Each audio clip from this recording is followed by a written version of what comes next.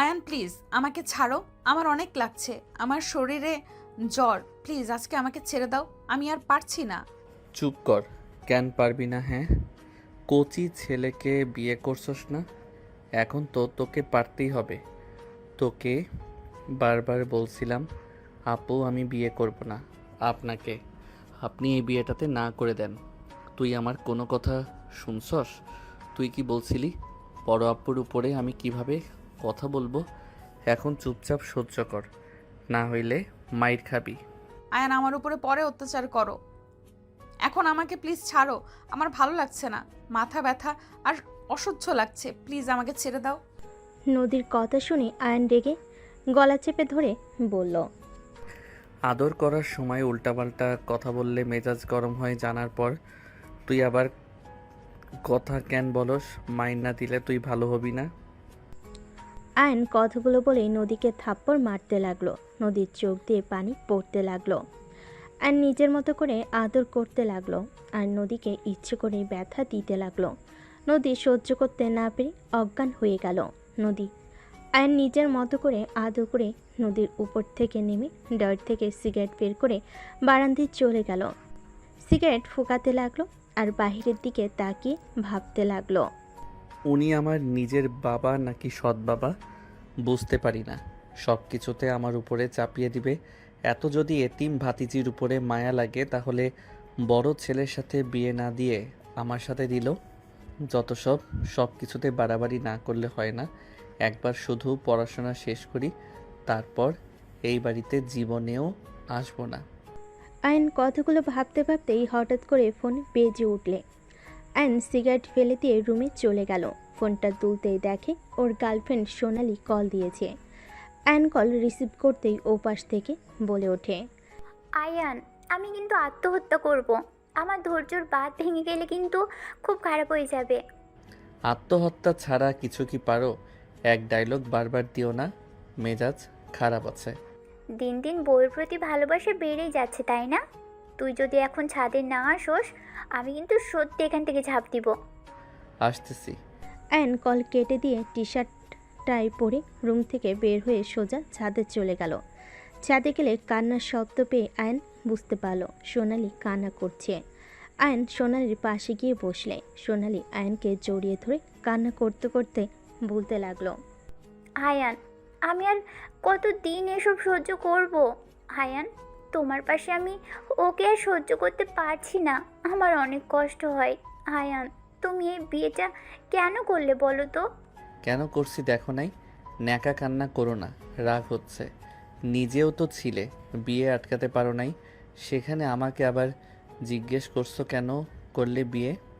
তুমি দিন দিন পরিবর্তন হয়ে যাচ্ছ আয়ান, তুমি আর আগের মতো আমাকে ভালোবাসো না, তোমার কথাবার্তা চেঞ্জ হয়ে গেছে। সোনালি প্লিজ কান্না বন্ধ করো। আমি তো চেষ্টা করতেছি, অত্যাচার দেখি কতদিন সহ্য করতে পারে। ওই নিজেই আমাকে ডিভোর্স দিবে দেখো। আমি যদি ডিভোর্স দিতে চাই তাহলে আমাকে বের করে দিবে, আর বের করে দিলে কোথায় থাকবো? কলেজে ফি, নিজে চলার টাকা পয়সা কোথায় পাবো?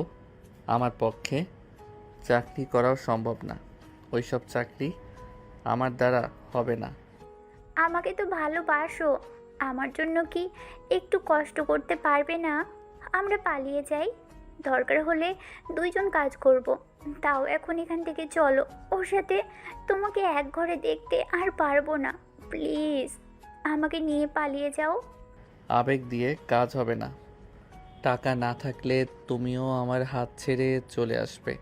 শুনো, 10 দিন ধরে সহ্য করতেছো, আর কিছুদিন করতে থাকো।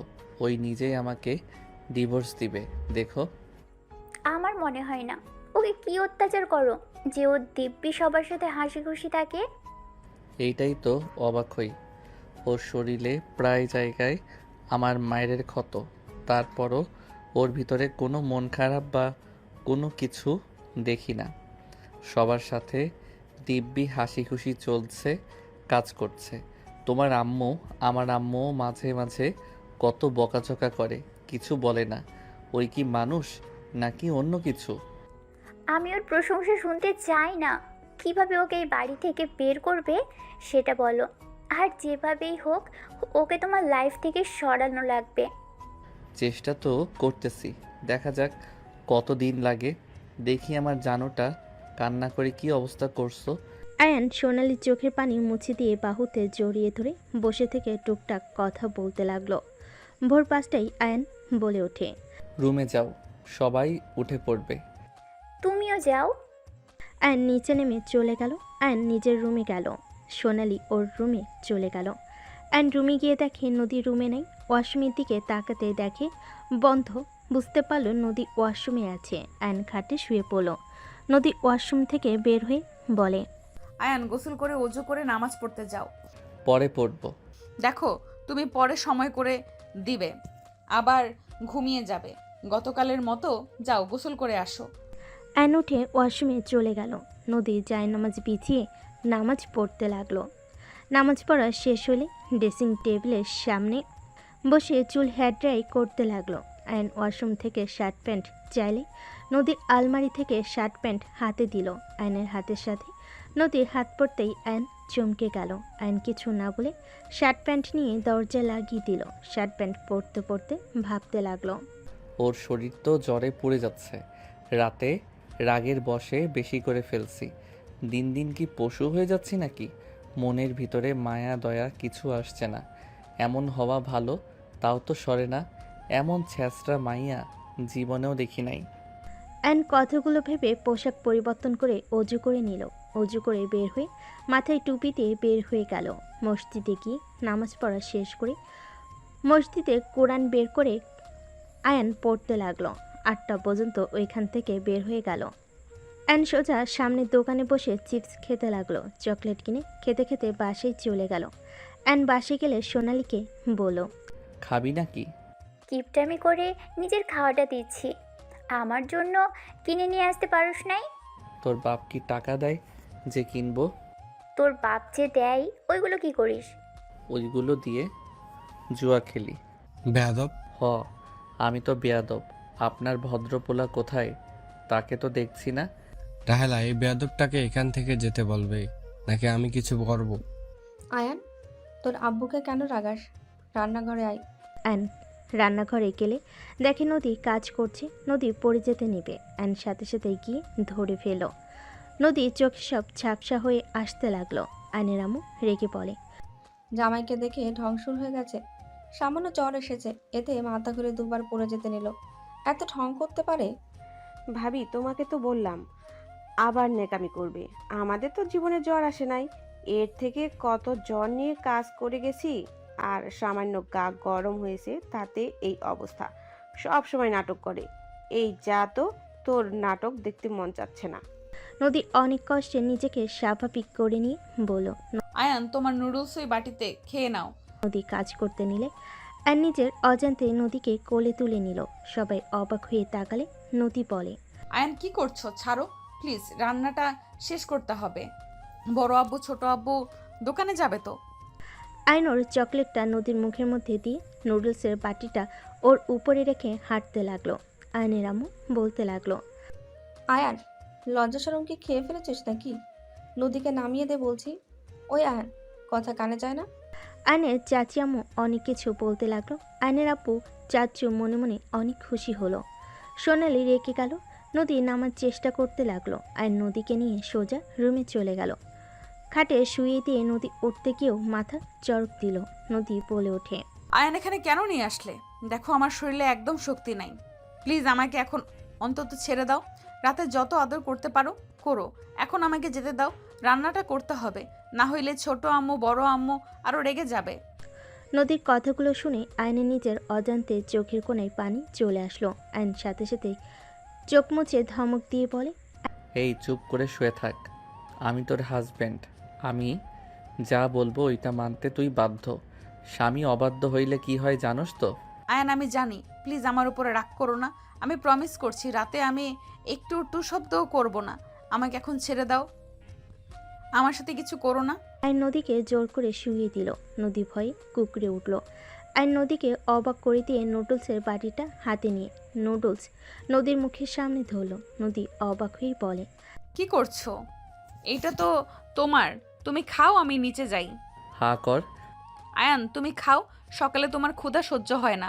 তুমি খেয়ে নাও, আমি খাবো না, আমার অনেক কাজ আছে। আমাকে প্লিজ যেতে দাও। আমি খেতে বলছি খা, না হইলে তোর খবর আছে। খা বলছি। আয়ন জোর করে নদীকে নুডলস খাওয়াই দিতে লাগলো। নুডলস খাওয়া শেষ হলে আয়ন উঠে পড়লো। নদী বলতে লাগলো, আয়ান কি করলে তুমি? না খেয়ে থাকলে তোমার মাথা গরম হয়ে যাবে। তুমি আমাকে সব খাওয়াই দিলে, নিজে তো কিছুই খেলে না। আয়ন জ্বরে মেডিসিন নিয়ে এসে পানি গ্লাসে ঢেলে ওকে বলে। খেয়ে নে। আয়ন নদীকে মেডিসিন খাওয়াই দিলে। নদী বলে, আয়ান এখন তো যেতে দাও আমাকে। এখন কিছুটা ভালো লাগছে। নিচে গিয়ে তোমার জন্য আরেকটা প্যাকেট রান্না করে নিয়ে আসি, তুমি বসো। আমি কিছু খাবো না, চিপস খেয়েছি। আর চুপচাপ শুয়ে থাক। শুয়ে থাকলে সবাই রেগে যাবে। আয়ান প্লিজ আমাকে যেতে দাও, তুমি বোঝার চেষ্টা করো। আয়ন নদীর কথা শুনে বিরক্ত হয়ে খাটের উপর ওঠে। নদীর দিকে যেতে নদী ভয়ে চোখ বন্ধ করে ফেল। আয়ন নদীকে জড়িয়ে ধরল। নদীর চোখ খুলে আয়ন বলে, আমার ঘুম পাচ্ছে।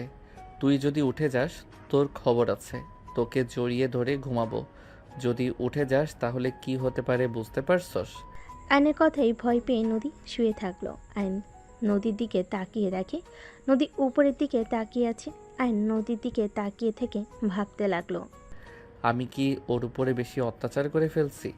এত কিছুর পরও ও কেন আমাকে ডিভোর্স দিতে রাজি হয় না? আমার মাথায় আসে না এই মেয়ে এমন কেন, আর ওর উপরে আমার এত মায়া কেন হচ্ছে? ওর কষ্টে মনে হয় আমার বুকের ভিতরে কেমন যেন করে উঠলো তখন। আমি কি ওকে পছন্দ করতে শুরু করছি নাকি? অসম্ভব। আমি তো সোনালীকে ভালোবাসি না। এইসব কি সব মনে যে নিয়ে আছি ধ্যাত। আয়ন কথাগুলো ভাবতে ভাবতে ঘুমিয়ে গেল। নদী চোখ বন্ধ হয়ে আসলে আয়নের সাথে ঘুমিয়ে গেল। দুপুরের দিকে ঘুম ভাঙলে আয়ন দেখে নদী নাই। আয়ন উঠে ফ্রেশ হয়ে নিল। ফ্রেশ হয়ে নিচে গেলে দেখে আয়নের এমন নদীকে দিয়ে ঘর পরিষ্কার করছে। আয়নের রাগ হতে লাগলো। আয়ন ইচ্ছে করে ময়লাওয়ালা জুতা নিয়ে এসে পরিষ্কার জায়গায় পাড়াতে লাগলো। সবাই অবাক হয়ে গেল। নদী অসহায়ভাবে তাকালে। আয়নের আপু ধমকে সুরে বলে, হচ্ছেটা কি হ্যাঁ? বৌমা এত কষ্ট করে পরিষ্কার করলো আর তুই এইসব কি করলি? ভালো কাজ করছি। এই পরিষ্কার কর। নদী আয়নের ব্যবহারে অনেক কষ্ট পেল। নদীর চোখের কোণায় পানি গড়িয়ে পড়ল। আয়নের ফুপি বলে উঠল, বাহ, মেয়েটাকে ছেলের সাথে বিয়ে দিয়ে বৌমা নামে কাজের মেয়ে বানিয়ে দিলে। বাহ, তোমাদের প্ল্যানের জবাব নাই। বাহিরের মানুষ কিছু বললে এখন তো বলা যাবে ছেলের বউ ঘরের কাজ করবে না তো কি করবে? ওদের তো সংসার। তোমাদের তো নোবেল পুরস্কার দেয়া উচিত। আফা, আপনি এখানে? আফা, আপনি ভুল বুঝছেন। আমরা কতবার বললাম, ওই শুনলো না। চুপ করো, তোমাদের এইসব নাটকের কথা আমাকে শোনাতে এসো না। আর আয়ান, তুই এত বাজে ভাবতেও পারছি না। আমি তো ভেবেছিলাম এই ফ্যামিলিতে তুই একমাত্র ছেলে যে সবার থেকে আলাদা। এখন তো দেখতে পারছি ওদের থেকেও জঘন্য আচরণ তোর বেশি। আয়ান, একটা কথা মাথায় রাখিস, স্ত্রী মৃত্যুর আগ পর্যন্ত তোর পাশে থাকবে। কেউ না থাকলেও স্ত্রী থাকবেই। তাকে সম্মান করতে শেখ। স্ত্রী ছাড়া কেউ সারা জীবন পাশে থাকবে না। স্বার্থপর সবাই। যত বাবা মা যাই বলিস না কেন, স্বার্থে টান লাগলে সবাই দূরে সরিয়ে দিবে। তোর ফুপার কিছু ছিল না, সবাই ওকে ঠকিয়ে পথে বসিয়ে দিয়েছিল, দেখোস নাই? আমি শুধু মাত্র ওর পাশে ছিলাম। তুই তো সব দেখছোস। তাই স্ত্রীকে ভালোবাসতে, সম্মান করতে শেখ। নদীর মতো মেয়েকে বউ হিসাবে পেয়েছিস, এটাই তোর সৌভাগ্য। ফুপির কথা শুনে আয়ন রেগে বলে, ফুপি আমি ওকে বলেছিলাম রেস্ট নিতে, আর ওই কিনা এখানে এসে এইসব ভারী কাজ করছে। এমনিতে জ্বর, তার উপরে কি করে পানির বালতি এখানে নিয়ে এসে মেজে পরিষ্কার করছে। তো ওকে জন্মের পরিষ্কার করাবো তো, ওই পরিষ্কার কর এখানে। আয়নের ধমক শুনে নদী চমকে উঠল। আয়ান বলে উঠল, কি হলো, কর পরিষ্কার। আয়ান তোকে রেস্ট নিতে বলেছে, তুই আবার কাজ কেন করছিস? ফুপির কথা শুনে নদী চুপচাপ থাকলে সোনালি ছোট ভাই রিফাত বলে ওঠে, ফুপি, আপুকে তো দুপুরে বড় আম্মু খেতে দেয় নাই। এই কাজগুলো করে দিলে খেতে দিবে। আপু ভাইয়ার সাথে ঘুমিয়ে গেছিল দেখে বড় আম্মু রেগে যায়। আপুকে থাপ্পড়ও মারছে। আয়নের আপু ফুপ্পি আয়ন অবাক হয়ে গেল। এই উঠে, কিসের কাজ? ফুপি নদীর হাত ধরে তুলে লাথি দিয়ে বালতির পানি ফেলে দিয়ে বলে, কোনো কাজ করবি না? এই তোমরা করবে, এই বাড়ির বউ না? কাজ করো তাড়াতাড়ি, 10 মিনিটের ভেতরে কাজ শেষ যেন হয়। ফুপি তুমি এসেছো, রুমে গিয়ে রেস্ট নাও, আর একটু আছে। আম্মুদের ওপরে রেগে যেও না, রিফাত ভুল বুঝছে। আবার ওদের হয়ে কথা বলস, চল বলছি। আয়নের ফুপি নদীকে টেনে নিয়ে গিয়ে টেবিলের সামনে বসে খাবার বেড়ে দিল। আয়নের আম্মু চাচি রাগে গজগজ করতে করতে কাজ করতে লাগলো। আয়ন নদীর দিকে তাকিয়ে চোখ সরিয়ে নিয়ে বের হয়ে গেল। সন্ধ্যের দিকে আয়ন বাসার ভিতরে আসলে সোনালি উপর থেকে ছাদে যাওয়ার জন্য ইশারা করে চলে গেল। আয়নের আম্মু বলে ওঠে, তোর বউকে এভাবে ছেড়ে না দিয়ে হাতের মুঠোয় রাখার চেষ্টা কর। যত ছেড়ে দিবি তত মাথায় উঠে বসবে। নবাব জাতি সে যে রুমে গেছে, বের হওয়ার নাম নেই। ভালো করছে, আমার সাথে জোর করে বিয়ে দাও আরও। তোর আব্বুর জন্য তো রাজি হইতে হয়েছে, আমি কি রাজি ছিলাম নাকি? আমার কাছে বকবক করবে না তো। আয়ন কথাগুলো বলে ছাদে চলে গেল। ছাদে গেলে সোনালি আয়নের কলার চেপে ধরে দেওয়ালের সাথে চেপে ধরে বলে, তুই আমার সাথে ভালোবাসার নাটক করছোস এতদিন ধরে, আমার মন নিয়ে খেলা করছোস। তুই আমাকে ভালোবাসোস না, তুই তোর বউকে ভালোবাসোস, আমাকে বোকা বানাইছোস, তাই না? এই ছাড়ো। আয়ন ধাক্কা দিয়ে সরিয়ে দিয়ে বলল, এক কথা বলতে কেমন লাগে, আমি আমার বউকে ভালোবাসলে তোর কথায় উঠতাম বসতাম নাকি? ভালোবাসি জন্য ভালো লাগে না, তাই না? মিথ্যা কথা, তুই আমাকে ভালোবাসোস না। তুই যদি ভালোবাসতি তাহলে নদী আপুকে সকালে কোলে নিয়ে যাইতি না, ওকে জড়িয়ে ধরে ঘুমিয়ে থাকতি না। আমি কি দেখি নাই নাকি? তোর চোখে মুখে স্পষ্ট বোঝা যাচ্ছে তুই ওকে ভালোবাসোস। আয়নের রাগ হতে লাগলো। আয়ন নিজের রাগ কন্ট্রোল করে সোনালীকে জড়িয়ে ধরে বলতে লাগলো, জান শান্ত হও, দেখো আমি তোমাকে ভালোবাসি। ওর অনেক জ্বর, মানুষ হয়ে মানুষের উপকার যদি একটু না করি তাহলে কেমন মানুষ হইলাম? আর ধরতে গেলে ওই আমাকে ছোট থেকে বড় করছে, আমার দেখাশোনা সব ওই করছে, তোমাকেও তো ওই বড় করছে। এই হিসাবে একটু সাহায্য করলে কি সমস্যা বলো? আমার ভালো লাগে না যখন তোমাকে আমি ওকে জড়িয়ে ধরে ঘুমোতে দেখে আমার মাথা খারাপ হয়ে যায়। আমার ইচ্ছে করছিল তোমাকে আমি খুন করে ফেলি। হায়ান, কেন বোঝো না? আমি তোমাকে ভালোবাসি, কেন বোঝো না? আমি তোমাকে অন্য কারোর সাথে সহ্য করতে পারছি না। আমাকে বলবে আমি কি করতে পারি? আমি কিচ্ছু জানি না, তো ওকে যত তাড়াতাড়ি পারো ছেড়ে দাও। আমি ওকে দেখতে চাই না তোমার পাশে। ঠিক আছে। আয়ন সোনালি কপালে চুমু দিয়ে বলে, জান থাকো, ফ্রেশ হয়ে পড়তে বসিগা, আগামীকাল থেকে কলেজে যেতে হবে। আমাকে নিয়ে যাও। ঠিক আছে। আয়ন সোনালীকে ছেড়ে দিয়ে নিচে চলে গেল। আয়ন রুমের দিকে যেতে যেতে ভাবতে লাগলো, উফ, কি যে ঝামেলা না। নদীর বাচ্চা, তোকে আমি রুম থেকে বের করব, অনেক সহ্য করছি। আয়ন রেগে রুমে গিয়ে দেখে নদী শুয়ে আছে। আয়ন রেগে নদীর হাত ধরে টেনে সোজা দরজা দিয়ে সোজা ধাক্কা মেরে রুম থেকে বের করে দিয়ে বলল, আর না, বাইরে থাক, আমার রুমে আসবি না। তুই একটা ছ্যাঁচড়া মহিলা, লজ্জা লাগে না তোর? এত অত্যাচার করি, সবাই মিলে এত অপমান করে, তারপরও তোর লজ্জা হয় না? আয়ন এমন কেন করছো? আমার উপরে এত রেগে কেন আছো? আমি কি করেছি আমাকে বলো। এই চুপ কর তো, তোকে আমার সহ্য হয় না। তুই প্লিজ আমার লাইফ থেকে দূর হ, তুই দয়া করে আমার চোখের সামনে থেকে যা। আয়ন নদীর চিল্লাপালার শব্দ শুনে সবাই উঠে এসে দেখে নদীর কপাল দিয়ে রক্ত পড়ছে। ফুপি দৌড়ে এসে নদীকে তুলে আয়নের সামনে গিয়ে সজোরে থাপ্পড় মেরে বলে, তোদের কাউকে আর নদীকে দেখতে হবে না, আমি ওকে নিয়ে চলে যাব। তোরা থাক সবাই মিলে ভালো।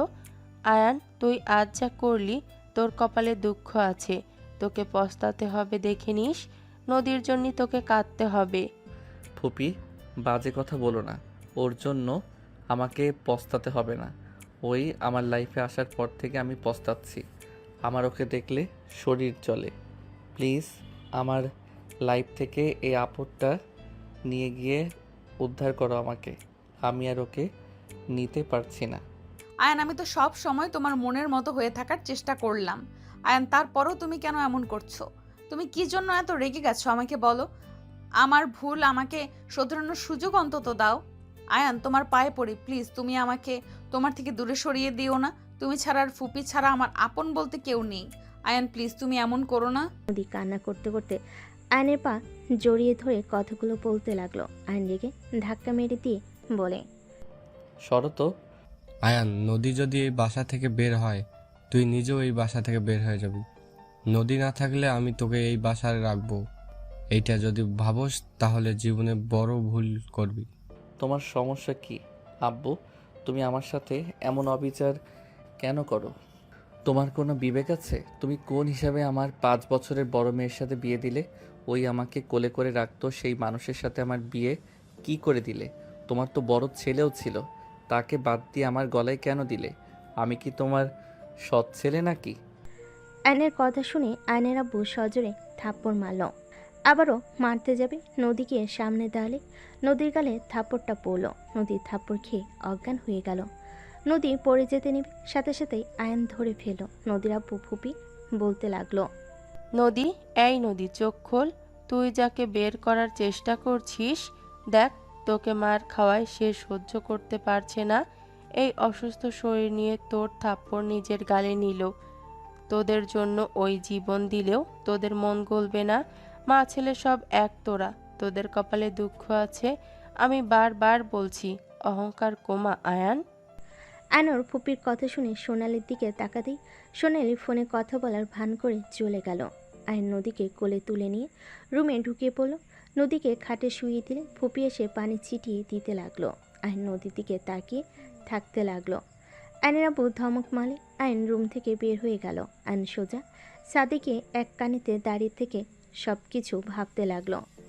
রাত 10টার দিকে আয়ন রুমে চলে গেল। রুমে গিয়ে দেখে নদী শুয়ে আছে। আয়ন দরজা লাগিয়ে দিলে নদী বলে ওঠে, Ayaan I am sorry.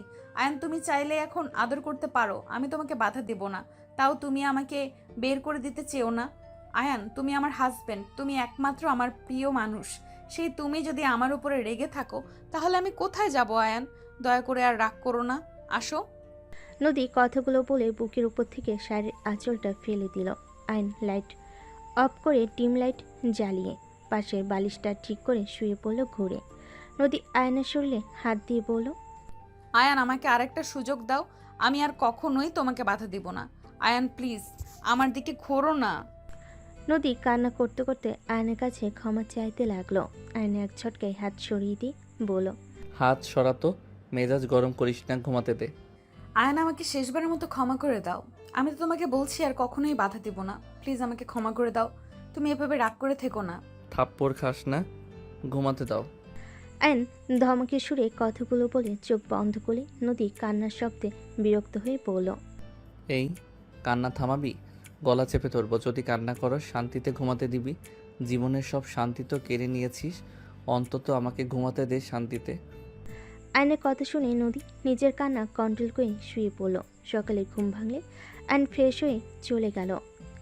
Fresh হয়ে অজু করে বের হয়ে জায়নামাজ বিছিয়ে নামাজে দাঁড়িয়ে গেল। আয়ন নামাজ পড়তে লাগলো। নামাজ পড়া শেষ করলে দেখে নদী দাঁড়িয়ে আছে। আয়ন কিছু না বলে জায়নামাজ ভাঁজ করে রেখে দিল।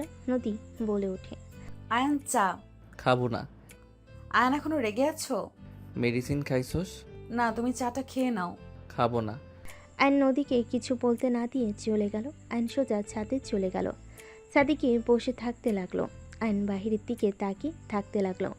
সোনালি ছাদ এসে আয়নকে দেখে আয়নের পাশে বসলে। আয়ন সোনালির দিকে তাকিয়ে থাকলে সোনালি বলে ওঠে, কি হয়েছে? মন খারাপ তোমার? সোনালি, আমার কিছু ভালো লাগছে না। সোনালি সবাইকে জানিয়ে দেয় যে আমরা একে অপরকে ভালোবাসি। এভাবে আর চলতে পারছি না। 12 দিনে আমি হাঁপিয়ে গেছি।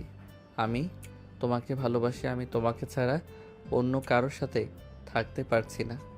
আয়ান, এটা বললে বড় আব্বু রাজি হবে না। নদী আপুকে ডিভোর্স দিয়ে কি আমাদের ভালোবাসা মেনে নিবে নাকি? আয়ান, একটা উপায়, পালিয়ে যাওয়া। যদি পালিয়ে যাই তাহলে কেউ কিছু করতে পারবে না।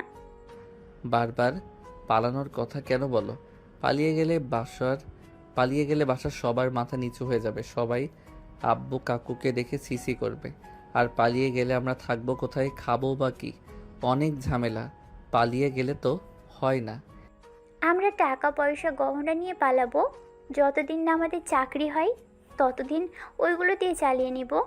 এইটা সম্ভব হবে না। আমরা এখনো ছোট। আমরা বাহিরের সম্পর্কে ভালোভাবে জানিও না। কোথায় কেমন মানুষজন থাকবে আমরা কিভাবে বুঝবো? দেখা যাবে আমাদের টাকা গয়না কয়েকজন মিলে নিয়ে চলে গেল। ইন্টার ফার্স্ট ইয়ারে পড়ি আমরা, এখনও আমরা কিসের ছোট?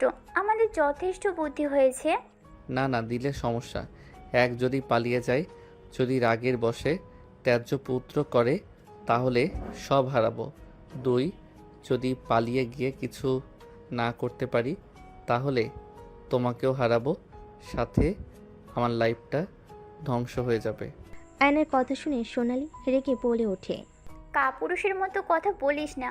আসল কথা, মায়ের আঁচল ছাড়তে পারবি না, তাই না? এত বড় হয়েছস, তাও মায়ের আঁচল থেকে বের হতে পারস না। তোর মা কি সারা জীবন বেঁচে থাকবে নাকি? সবসময় মামা করস, নিজের কিছু কর, তারপর আসবি ভালোবাসার কথা বলতে। আর তোর মা না মরলে তুই জীবনেও বড় হবি না। সোনালি কথা শুনে আয়ন রেগে ঠাস করে থাপ্পড় মেরে বলে। একদম আম্মুকে এর ভিতরে টানবি না। তুই আমার মায়ের মৃত কামনা করস, তোকে আমি খুন করে ফেলবো। তোর সাহস কি করে হয় আমার আম্মুকে বলস মরার কথা? আয়ন রেগে সোনালির গলা চেপে ধরলে সোনালি আয়নের হাত ধরে বলতে লাগলো। আমার দম বন্ধ হয়ে আসছে আয়ান, আমার গলা ছাড় বলছি। ছাড়বো না। তুই আমার আম্মুর মৃত্যু কামনা করলি কেন? হঠাৎ করে নদী চলে আসলে নদী দৌড়ে এসে আয়নের হাত ধরে বলে। আয়ন কি করছো? ছাড়ো। ওকে, ছাড়বো না আমি। কি করছো? ওই ছাড়ো, মারা যাবে তো। নদী ধাক্কা দিলে আয়ন ছেড়ে দিলে সোনালি কাশতে লাগলো। সোনালির আগে আয়নকে থাপ্পড় মারতে লাগলো। থাপ্পড় মেরে চিল্লাইয়ে বলতে লাগলো। তুই একটা সাইকো, তুই আমার সাথে কথা বলবি না। Just I hate you Ayaan, just I hate you. I hate you two.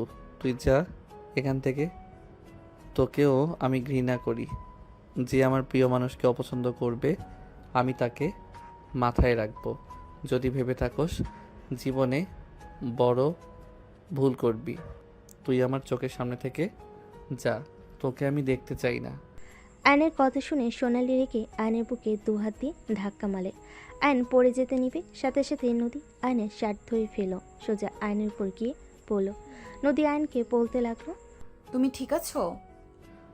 ওঠেক আমার উপর থেকে। আয়ন নদীকে ধাক্কা দিয়ে সরিয়ে দিয়ে শার্ট প্যান্ট ছেড়ে চলে গেল। নদী আয়নের চলে যাওয়ার দিকে তাকিয়ে থাকলো। আর নিচে গেলে আয়নের আম্মু বলে ওঠে। কিরে, তোর হাতে রক্ত কেন? কি হয়েছে? কিছু সরে গেছে একটু। আয়নর আম্মুর কাছে গিয়ে হুট করে জড়িয়ে ধরে সবাই অবাক হয়ে গেল। আয়নকে কিছু বলার আগেই আয়ন বের হয়ে গেল বাসা থেকে। আয়ন রাস্তা দিয়ে হাঁটছিল, হঠাৎ ওর বন্ধুর সাথে দেখা হলে রাকিব বলে ওঠে। ওই আয়ন কোথায় যাস রে? হাতে কি হয়েছে রে? কিছু না।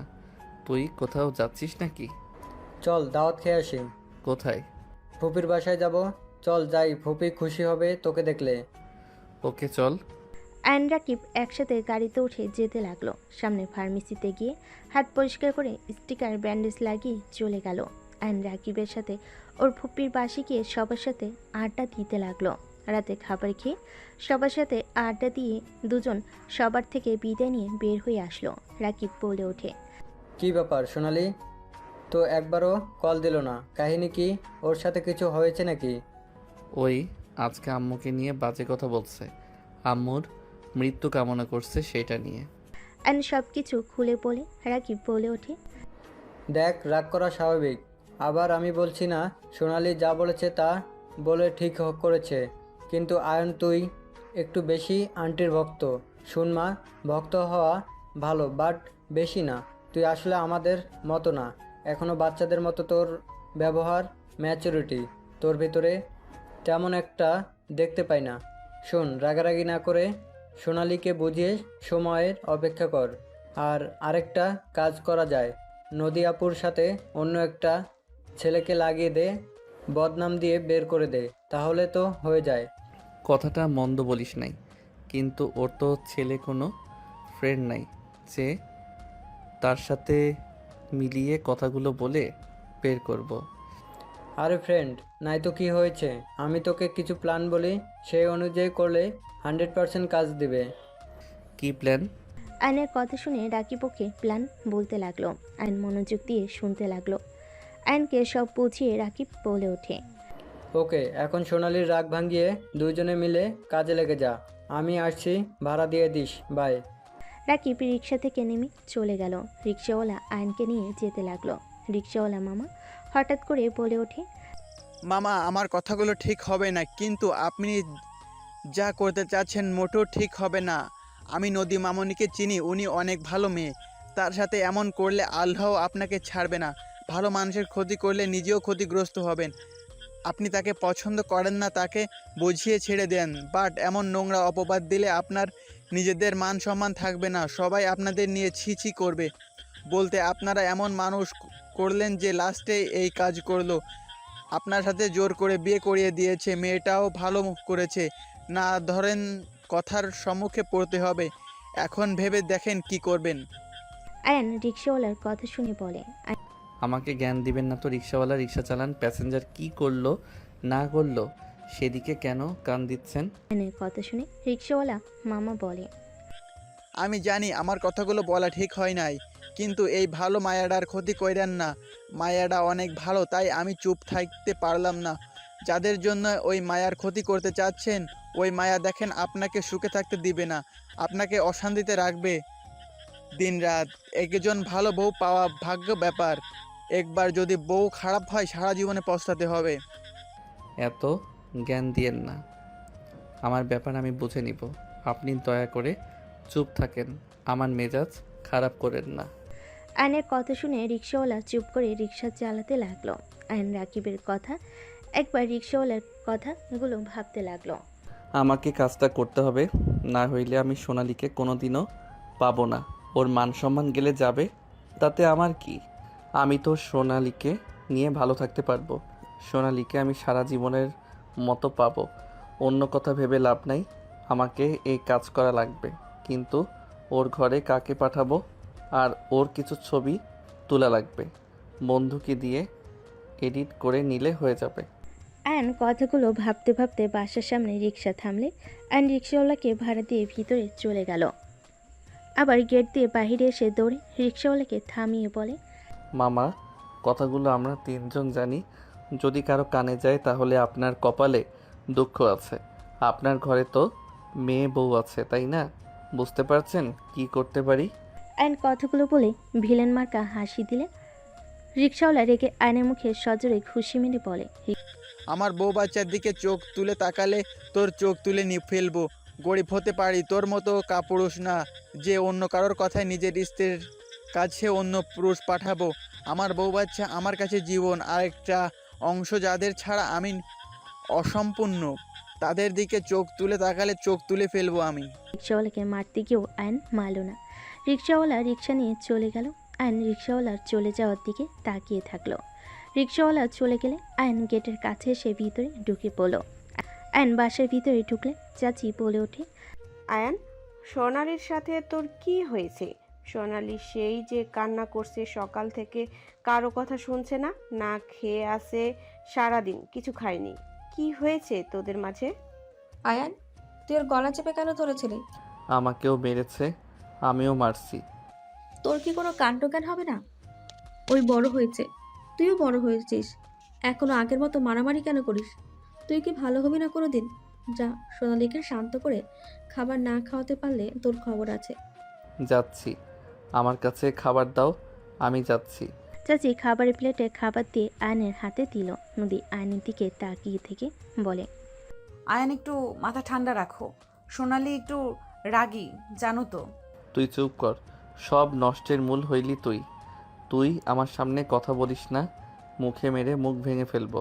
তোদের মাঝে নদী কি করেছে? তোরা তো প্রায় ঝগড়া মারামারি করস, সেখানে ওই কিভাবে নষ্টের মূল হয়? নিজেরা ঝামেলা করবি আর আরেকজনের নাম দিবি, তাই না? থাপ্পড় মেরে গাল ফাটিয়ে দেবো। আব্বু সবসময় তুমি ওর দিকে টানো কেন? আমি কি তোমার ছেলে না নাকি? তুই তার ছেলে, কিন্তু ব্যবহার ঠিক কর। নিজের দোষ অন্যজনের ঘাড়ে দোষ চাপাবি না, নিজের দোষ নিজে নিতে শেখ। ফুপি, তোমার ওর প্রতি এত মায়া, তুমি ওকে নিয়ে এখান থেকে যেতে পারো না? আয়নের কথা শুনে আয়নের ফুপ্পি থাপ্পড় মেরে বলে। তোর এত বড় সাহস আমাকে বের হয়ে যেতে বলস? আমি চাইলে তোদের ঘাড় ধাক্কা দিয়ে বের করে দিতে পারবো। তাই নিজেকে বেশি কিছু ভাবিস না, নিজের অকাতের ভেতরে থাক। আয়নের কথাই আয়নের আব্বু রেগে দুই গালে থাপড়াতে লাগলো। আয়ন হাত দিয়ে থামানোর চেষ্টা করতে লাগলো। হঠাৎ করে রাফি তার স্ত্রী ভিতরে আসলে রাফি বলে ওঠে, আব্বু কি হয়েছে, ওকে কেন মারছো? রাফি দৌড়ে গিয়ে থামিয়ে দিল। আয়নের আব্বু বলে ওঠে, আমার বোনকে বের হয়ে যাওয়ার কথা ভাবলি কিভাবে মেরে হাড্ডি ভেঙে ফেলবো। আমার বোনরা আমাদের কলিজা, তোদের কোনো অধিকার নাই আমার বোনদের নিয়ে কিছু বলার। তোদের ভাইদের মতো নাকি যে নিজের ভাই বোনের সাথে কোনো সম্পর্ক নেই? তোদের লজ্জা পাওয়া উচিত। আমরা এই বয়সেও আমাদের ভাই বোনের ভিতরে কত মিল। বৌমা তুমি রুমে যাও, আমাকে তোমরা দুইজন ক্ষমা করে দিও। এই কুলাঙ্গার দুইটার সাথে আমি তোমাদের বিয়ে করিয়ে দিয়েছি। আমার ঘৃণা হয় ওদের ছেলে হিসাবে পরিচয় দিতে। এইসব কি বলছেন আব্বা? আমি তো নিজের ইচ্ছে ওকে বিয়ে করেছি, আপনি তো শুধু অনুমতি দিয়েছেন। এইখানে আপনার তো কোনো দোষ নাই। আব্বু শান্ত হন। নদী রূপা আয়নের আব্বুকে শান্ত করতে লাগলো। সোনালি সবার চিল্লাপালার শব্দে রুম থেকে বের হয়ে সিঁড়ির কাছে দাঁড়ালে এসব কাহিনী দেখে বিরক্ত হয়ে চলে গেল। রাফি আয়নকে বলল, এখান থেকে যা। আয়ন খাবার নিয়ে চলে গেল। সোনালি রুমের সামনে গেলে দেখে সোনালি বসে আছে নিচের দিকে তাকিয়ে থেকে। আয়ন আস্তে আস্তে সোনালির পাশে বসে পড়ে। সোনালি রেগে উঠে বলে, এখানে কেন এসছোস? বাহ, ভাতের সাথে বিষ মিশিয়ে নিয়ে এসছোস নাকি আমাকে মেরে ফেলার জন্য? জান, আই এম সরি। আমি নিজের রাগ কন্ট্রোল করতে পারি নাই। তুমি তো জানো আম্মুর বিষয়ে কেউ কিছু বললে আমার রাগ উঠে যায়। তুমি আম্মুকে নিয়ে এসব না বললে তো আমি রেগে যেতাম না। এই যা তো, তোর মায়ের কাছে আঁচল ধরে বসে থাকা। আয়ন সোনালির হাত ধরে টান দিয়ে খাটের উপর বসিয়ে দিয়ে বলল, জান, রাগ করো না তো। তুমি একটু মাথা ঠান্ডা করে খাবারগুলো খেয়ে নাও। আমি তোমাকে একটা কথা বলবো, শুনলে তুমি খুশি হয়ে যাবে 100%। চুপ কর, তোর কোনো কথা আমি শুনতে চাই না। তোর কথা শোনা তো দূর, আমি তোর মুখও দেখতে চাই না। তুই আমার রুম থেকে বের হয়ে যা, না হলে আমি তোকে রেপ কেসে ফাঁসিয়ে দিব। আয়ন সোনালির কথা শুনে ফিক করে হেসে দিয়ে বলে, ওকে, যা ইচ্ছে করো। তুমি হাঁ করো আর কান টান খোলা রাখো। আমি তোমাকে যা বলবো তুমি খুশি যদি না হও তারপর বলো। আমি তোমার সামনে আসবো না। কি এমন কথা যে খুশি হয়ে যাব? আগে আমার হাত থেকে খাবারগুলো খাও, তাহলে বলবো। কথাটা বল, ঢং করিস না, রাগ হচ্ছে। আচ্ছা, আগে খাও তারপর বলবো। ওকে, দে। আয়ন সোনালিকে খাওয়িয়ে দিতে লাগলো। সোনালি খাবার মুখে নিয়ে বলল, কি রে, কি করতে চাইলি বল তো? রাকিব আমাকে বুদ্ধি দিয়েছে। ওয়েট দেখি আশেপাশে কেউ আছে নাকি। আয়ন উঠে দরজা দিয়ে দেখতে লাগলো আশেপাশে কেউ আছে নাকি। সোনালি কাছে আবার এসে পাশে বসে বলল, নদীকে এই বাড়ি থেকে বের করার এক আইডিয়া রাকিব আমাকে দিয়েছে। যদি আমরা কাজটা ঠিকমতো করতে পারি তাহলে ওকে আব্বু আম্মু সবাই মিলে বের করে দিবে। আইডিয়াটা কি সেটা বলবি তো নাকি? মেজাজ গরম করিস না। একটা ছেলে খুঁজতে হবে যে ওর সাথে ফ্রেন্ডশিপ করবে। আস্তে আস্তে মিল হইলে ওই ছেলেটা সুযোগ বুঝে ওর রুমে যাবে বারান্দা দিয়ে। সব বুঝলাম, ও তোর রুমে থাকে, সেখানে তুই থাকতে পরপুরুষ আসলে কি যায় আসে? আরে যেই দিন ওই ছেলে আসবে সেদিন আমি বন্ধুদের সাথে ঘোরার কথা বলে রাতে আসবো না। ও আচ্ছা, বাট ছেলেটাকে খুঁজতে হবে, ভাড়া করব, তাহলে হবে। যদি একবার ধরা পড়ে দুইজনকে বাসা থেকে ঘাট ধাক্কা দিয়ে বের করে দিবে। আরে সাবধানে কাজ করা লাগবে আর ভয় পেলে চলবে না। এটা অনেক ভালো আইডিয়া। তাহলে ছেলে খুঁজতে হবে। আমাদের স্কুলে একটা ছেলে আছে, রাতুলকে দিয়ে কাজটা করালে কেমন হয়? রাতুল ওই কি করতে রাজি হবে? আমি বললে অবশ্যই রাজি হবে। এখন কথা হলো, নদী আপু কি কথা বলবে? চেষ্টা করতে হবে। ওই তো প্রতিদিন বাজারে যায়, ভার্সিটিতেও যাই মাঝে মাঝে। ওই সময়গুলো কাজে লাগাতে হবে। এই সময়গুলো কাজে লাগাতে হবে। ওকে যান, এখন একটু হাসো না। এভাবে মুখ গম্ভীর করে রাখলে কি ভালো দেখা যায় কও? আমার এখানে তো খারাপ লাগে। অ্যান বুকে হাত দিয়ে কথাগুলো বলে। সোনালি জড়িয়ে ধরল। অ্যান হেসে দিয়ে কপালে চুমু দিয়ে বলে, আচ্ছা যান, আমি এখন আসছি। তুমি তাহলে রাতুলের সাথে কথা বলে নাও। ঠিক আছে। অ্যান প্লেট নিয়ে চলে গেল। সোনালি ভিলেন মার্কা একটা হাসি দিয়ে ফোনটা হাতে নিয়ে কল দিতে লাগলো। এদিকে আইন প্লেটটা নিচে যেতে নিবে, তখন নদী সামনে পড়ে নদী বলে, আমার কাছে দাও, আমি রেখে আসছি। লাগবে না তোর সাহায্য, যা এখান থেকে। অ্যান কথাগুলো বলে নিচে চলে গেল। নিচে গেলে রাফির বউ বলে ওঠে, ছোট ভাই আমার কাছে দাও। না ভাবি, আপনি রুমে গিয়ে রেস্ট নেন, জার্নি করে এসেছেন। তোমার সাথে আমার কথা আছে। আমার রুমে এসো তো। কি কথা ভাবি? রুমে এসো, তারপর বলবো। আচ্ছা যান, আমি এটা ধুয়ে আসছি। অ্যান রান্নাঘরে চলে গেল। রূপা নিজের রুমে চলে এলো। অ্যানের পাশে চাচি এসে বলে ওঠে, আজকে একটা কাজের মতো কাজ করছো, ঠিক করছো। এই বড় আফার মুখের উপরে কিছু বলা যায় না। আমরা তো পরের মেয়ে, আমাদের সেই অধিকার নাই। তুই বলছস, ভালো করছস, আমাদের মনের কথা একদম। অনেক খুশি হয়েছেন নাকি? খুশিতে মনে হয় আত্মহারা হয়ে গেছেন। অবশ্যই খুশি হয়েছি। আমি যা বলতে পারি নাই এতদিনে তুই বলে দিয়েছিস। ও আচ্ছা, আম্মু তুমিও খুশি নাকি? চুপ কর বেয়াদব, তোর এভাবে বলা ঠিক হয়নি। তোর ফুপি আমাদের পছন্দ না করলেও তোদের অনেক ভালোবাসে। আর কখনো তোর ফুপি বা আব্বুর সাথে বাজে ব্যবহার করবি না। উনি না অনেক খুশি হয়েছে, তুমি আবার খুশি হও নাই কেন? থাপ্পড় খেতে না চাইলে এখান থেকে যা। আয়নার কিছু না বলে চলে গেল। আয়ন রূপার রুমের সামনে গিয়ে নক করলে। রূপা বলে ওঠে, হ্যাঁ ভাই, রুমে আসো। আয়ন দরজা খুলে ভিতরে ঢুকে পড়ল। রূপা সোফায় বসতে বলে রাফি ল্যাপটপ নিয়ে বলে, আমি কি থাকতে পারবো নাকি চলে যাব? বারান্দায় যাও, আমাদের পার্সোনাল কথা তোমার শুনতে হবে না। ওকে। রাফি বারান্দায় চলে গেল। রূপা বলে ওঠে, তুমি কি অন্য কাউকে ভালোবাসো? রূপার কথা শুনে আয়ন ভ্যাবাচাকা খেয়ে গেল। আয়ন ঢোক গিলে বলে, হঠাৎ এই কথা কেন? আর যদি ভালোবেসেও থাকো, আমার মনে হয় তোমার তাকে ভুলে যাওয়া উচিত। আমি জানি তাকে ভোলা কষ্ট হবে, কিন্তু আয়ান, তুমি বিবাহিত, তোমার স্ত্রী আছে, তুমি একদিন বাবাও হবে। তুমি যদি তোমার স্ত্রী সন্তান বাদ দিয়ে গার্লফ্রেন্ডের জন্য ওদের অবহেলা করো, তাহলে আমি বলবো তুমি সব থেকে বোকা। প্রিয় মানুষকে ভোলা কি এত সহজ নাকি? বললেই হয়ে গেল? না, ভোলা সহজ না, কিন্তু তুমি যদি চাও তাহলে ভুলতে পারো। ভাবি হাসাবে না তো? তুমি তোমার গার্লফ্রেন্ডের ভুলগুলো মনে করে বেশি বেশি করে তার খারাপ ব্যবহারগুলো মনে রাখলে ওর প্রতি ঘৃণা চলে আসবে। আমি ওকে ভুলতে চাই না। আয়ান, তোমার ভাগ্যে ওই মেয়েটা ছিল না, নদী তোমার ভাগ্যে ছিল বলে তোমাদের যেভাবে হোক বিয়েটা হয়েছে। তার আর আমার কথা হইল, নদী কি খারাপ? নদীর সব দিক পারফেক্ট, শান্ত শান্তশিষ্ট ভদ্র একটা মেয়ে। ওর মতো বউ পাওয়া ভাগ্যের ব্যাপার।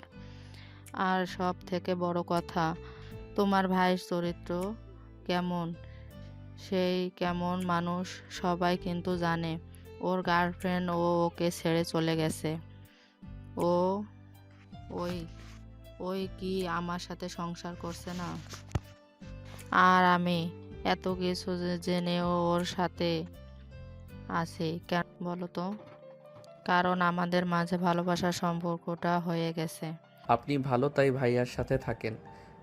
আমিও ভালো না। আমি তোমার ভাইয়ার উপর প্রতিশোধ নেওয়ার জন্য বিয়ে করেছিলাম।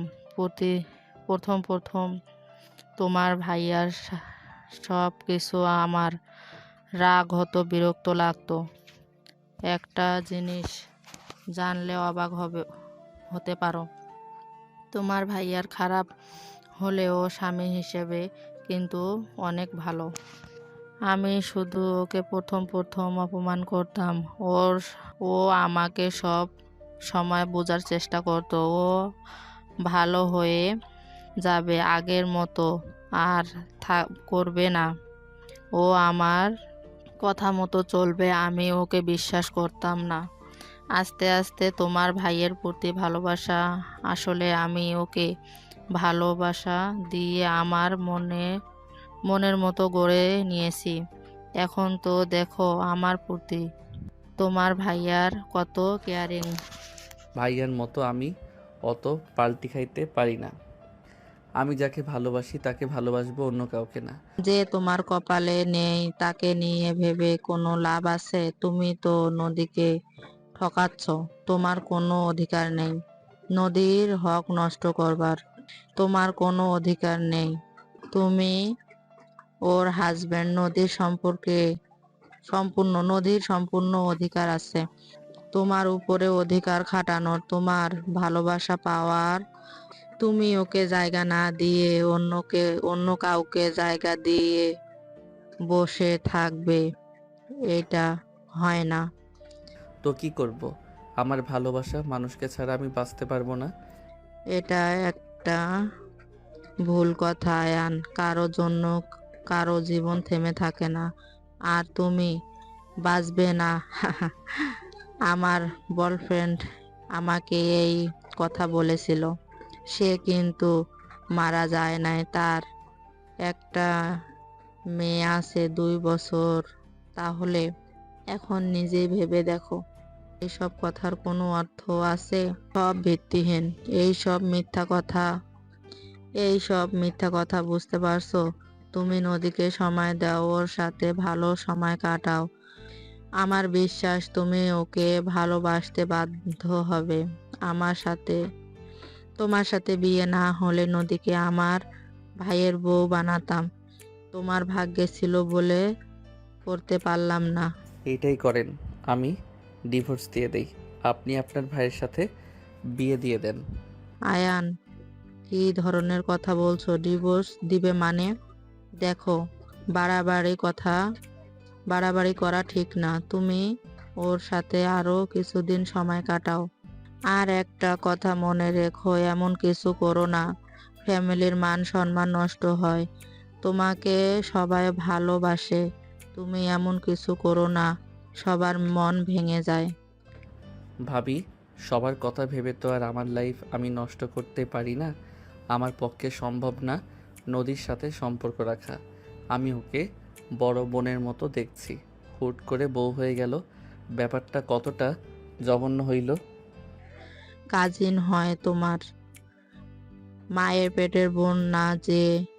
ব্যাপারটা কেমন হয়ে গেল? তোমাকে যা বলি শোনো, 1 মাস নদীর সাথে হাজবেন্ডের মতো ব্যবহার করো, আর তারপর যদি কোনো না ভালোবাসা লাগে না, তাহলে নিজের মতো চলো। যাই হোক, এত কথা বলে লাভ নাই। আমি রুমে গেলাম। আর হ্যাঁ, প্লিজ কাউকে বলেন না যেন আমি অন্য কাউকে ভালোবাসি। ওকে বলো না কাউকে। আর তুমি কাকে ভালোবাসো তার নামও বলো না। সময় হইলে জানাবো, এখন কিছু বলতে চাই না। থাকেন, আমি আসছি। রূপার ওইখান থেকে বের হয়ে সোজা রুমে চলে গেল। রুমে গেলে দেখে নদী শুয়ে আছে। এক সাইডে গিয়ে শুয়ে থেকে ভাবতে লাগলো, আসলে কাজটা করা কি ঠিক হবে? ওর নামে কলঙ্ক দেওয়া কি ঠিক হবে? ধুর, এত ভেবে কি লাভ? আমার প্রিয় মানুষকে পাইলেই হলো। নদী আয়নকে ভাবতে দেখে নদী আয়নের কাছে গিয়ে বুকে মাথা দিয়ে জড়িয়ে ধরে। আয়ন ভাবনার জগৎ থেকে বের হয়ে ধাক্কা দিয়ে সরিয়ে দিয়ে বলে, কি করছিস? আমাকে হুটহাট করে জড়িয়ে ধরবি না তো? আয়ান, তুমি আমার উপরে সবসময় রেগে কেন থাকো? আমি তোমার কি ক্ষতি করেছি বলো তো? তোকে আমার সহ্য হয় না। কেন সহ্য হয় না? তুমি তো আগে আমাকে অনেক ভালোবাসতে, আমার জন্য কত কিছু করতে। যখন স্কুল থেকে আসতে আমার জন্য চুরি করে কিছু না কিছু নিয়ে আসতে, আমার জন্য সবার আগে ঝামেলা করতে। আর আজ তুমি নিজেই আমাকে অবহেলা কেন করো? তখন বোন ছিলেন, এখন বউ। আপনাকে আমি বউ হিসেবে চাই না। আপনাকে আমার বিরক্ত লাগে। তুমি আমাকে আপনি বলছো কেন?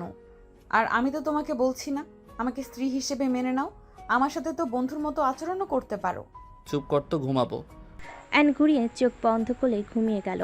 সকালে ঘুম ভাঙলে দেখে নদী ভার্সিটিতে যাওয়ার জন্য রেডি হচ্ছে। অ্যান কিছু না বলে ফ্রেশ হতে চলে গেল।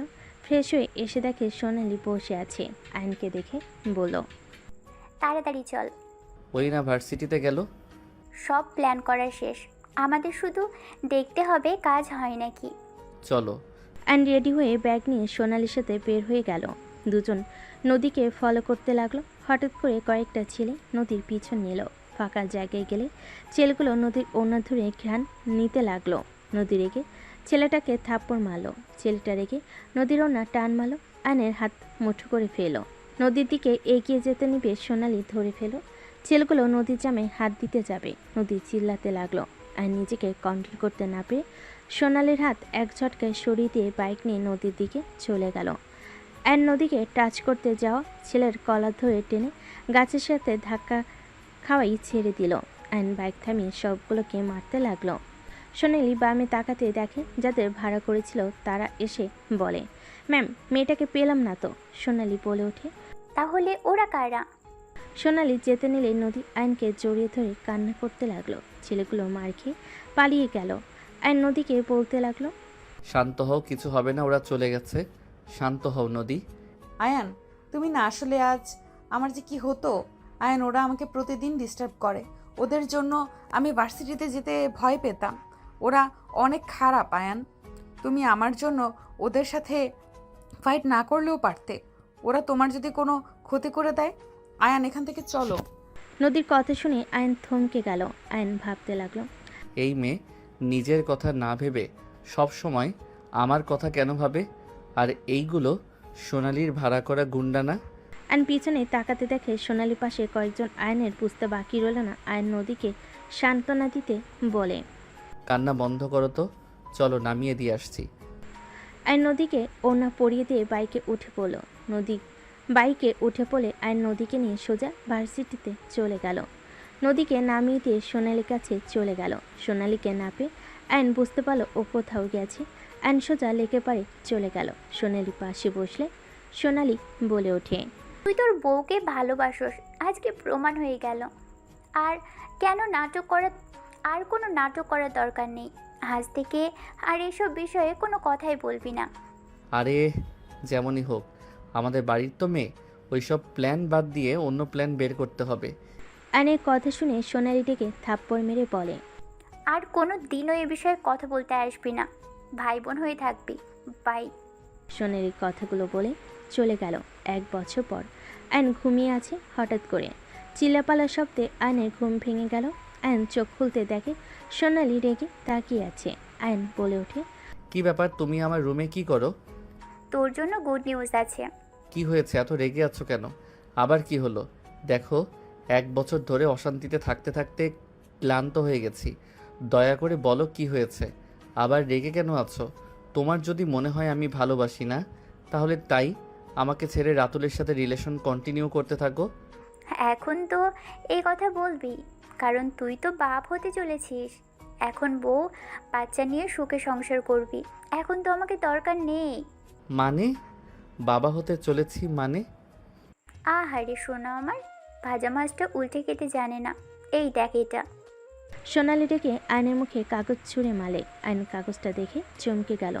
নিজের অজান্তেই আইনের ভিতরে খুশির অনুভূতি হতে লাগলো। সোনালি বলে ওঠে, তোর বউকে নিয়ে হসপিটালে গিয়েছিলাম, তারা আমাকে এই রিপোর্ট দিয়েছে। বাহ বাহ, এই তোর ভালোবাসা! ভাবা যায় বউয়ের সাথে ঠিকই রোমান্স হচ্ছে, আর আমাকে কিনা ভালোবাসার কথা বলে বলে আটকে রেখেছিস, তাই না?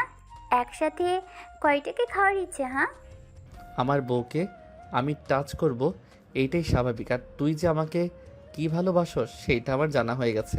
তুই আর কোনো কথা বলিস না। আজ আমার ভালোবাসার উপরে প্রশ্ন তুললি? তুই যে আমার সাথে ভালোবাসার নাটক করে রাতুলের সাথে হোটেলে গেছিলি, এটা কি আমি জানি না? তোকে ভালোবাসির জন্য অনেক কিছু বলি নাই। তুই কি করস না করস সব আমি জানি। তাই তুই বেশি কথা বলিস না। যা বলেছি বেশ করেছি। তুই মজা নিবি আর আমি নিব না কেন? আমিও ইউজ হয়েছি, তুইও সমান সমান। তোর মনটা কতটা জঘন্য তুই নিজেও জানোস না। তুই ভালো করছস, তুই যা তোর ইউজ করার মানুষের কাছে।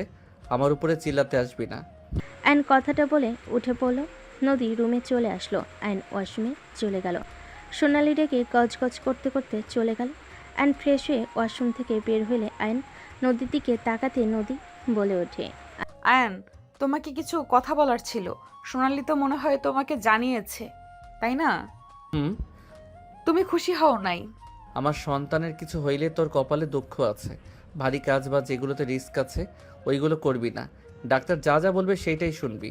আমার সন্তানের যেন কোনো ক্ষতি না হয়। কাজ না করলে কাজ কে করবে? দরকার হইলে আমি করে দিব। আয়নের কথা শুনে নদীর চোখ বড় বড় হয়ে গেল। আয়ন নদীর পাশে বসে নদীর পেটের কাছ থেকে শাড়ি ছড়িয়ে ঠোঁটের স্পর্শ দিলে নদী কেঁপে উঠল। আয়ন পেটের দিকে তাকিয়ে বলতে লাগলো, মাই ডিয়ার আব্বু নাকি আম্মু জানি না, শুনছেন আপনার অপেক্ষায় থাকলাম। তাড়াতাড়ি দুনিয়াতে এসে আমাকে আব্বু ডাকবেন, বুঝলেন? আপনার মুখে আব্বু ডাক শোনার জন্য অপেক্ষায় থাকলাম। আয়ন পেটের সাথে কথা বলতে লাগলো। নদী আয়নকে এত খুশি দেখে ওর মুখে হাসি ফুটে উঠল। আয়নের বাচ্চাদের মতো কিছু কথা শুনে নদী ফিক করে হেসে দিলে। আয়ন ভুরকুচকে তাকিয়ে বলে, দেখছেন, আপনার আম্মু আমাদের কথার মাঝে হাসি দিয়ে কথা বলার মুডটাই নষ্ট করে দিল। সরি, আপনারা কথা বলেন, আমি আর ডিস্টার্ব করব না। আয়ন নদীর পেট ধরে চুমু দিয়ে কথা বলতে লাগলো। নদীর খুশিতে চোখের পানি চলে আসলো। আয়ন নদীর চোখে পানি দেখে হাত দিয়ে মুছে দিতে দিতে বলতে লাগলো, এই কান্না করবে না তো। তুমি কান্না করলে আমার বাবুদের খারাপ লাগবে। মা যেমন হোক, মায়ের চোখের পানি কোনো সন্তান সহ্য করতে পারে না। আমার ছেলেমেয়েরা আমার উপরে রেগে যাবে, বলবে আব্বু আম্মুকে কান্না করিয়েছে। ওকে, সরি, আমার ভুল হয়ে গেছে, আর কান্না করব না। বাবুরা, তোমার আব্বু কিন্তু কিছু করে নাই। নদীর কথা শুনে আয়ন হাসি দিল। আয়নের হাসি দেখে নদীর পরানটা জুড়িয়ে গেল। নদী আয়নের কপালে হুট করে চুমু দিলে। আয়ন ভুরকুচকে তাকালে নদী অন্যদিকে তাকিয়ে বলে, বাবুরা বলল তাদের আব্বুকে যেন চুমু দেই। ও আচ্ছা, তাহলে ঠিক আছে। আচ্ছা, কিছু খাইছো? না, ঘরটায় গুছিয়ে নিচে থালা বাসনগুলো মেজে খাবো। তুমি খাবে কখন? তোমার ক্ষুধা লাগছে না? কই না তো। আমি আসছি। আয়ন রুম থেকে বের হয়ে নিচে চলে গেল। নিচে গেলে রিফাত এসে বলে, ভাইয়া, আমি তো চাচ্চু হতে যাচ্ছি। ভাইয়া, আমার অনেক প্ল্যান আছে। আমি বাবুদের জন্য আমার খেলনাগুলো যত্ন করে রেখে দিব। বাবুকে কোলে নিয়ে আমার খেলনাগুলো দিয়ে দেব। রিফাতের কথা শুনে আয়ন বেশ খুশি হয়। রিফাতের সামনে হাঁটি গেড়ে বসে বলে, বাবা, রিফাত তো দেখি চাচ্চু হওয়ার জন্য একদম প্রস্তুত। যে রিফাতের গাড়ি নিয়ে খেলেছিলাম বলে আমাকে দিয়ে নতুন কিনে নিয়েছে, সেই নাকি তার ভাতিজা ভাতিজিকে দিবে। বাহ বাহ। আয়নের কথা শুনে আয়নের আব্বু চাচু হেসে বলে, ভাবা যায় রিফাত এখন চাচ্চু হওয়ার জন্য প্রস্তুত হয়ে গেছে। খুব ভালো, খুব ভালো। রিফাতর আব্বুর সাথে কথা বলতে লাগলো। আয়ন রান্নাঘরে গেলে আয়নের আম্মু বলে, কিরে, এখানে কি করিস? টেবিলের সামনে বস। সোনালি আয়নকে খেতে দে, আর তুই খেয়ে নে। আমি খাবো না, সাইড দাও তো।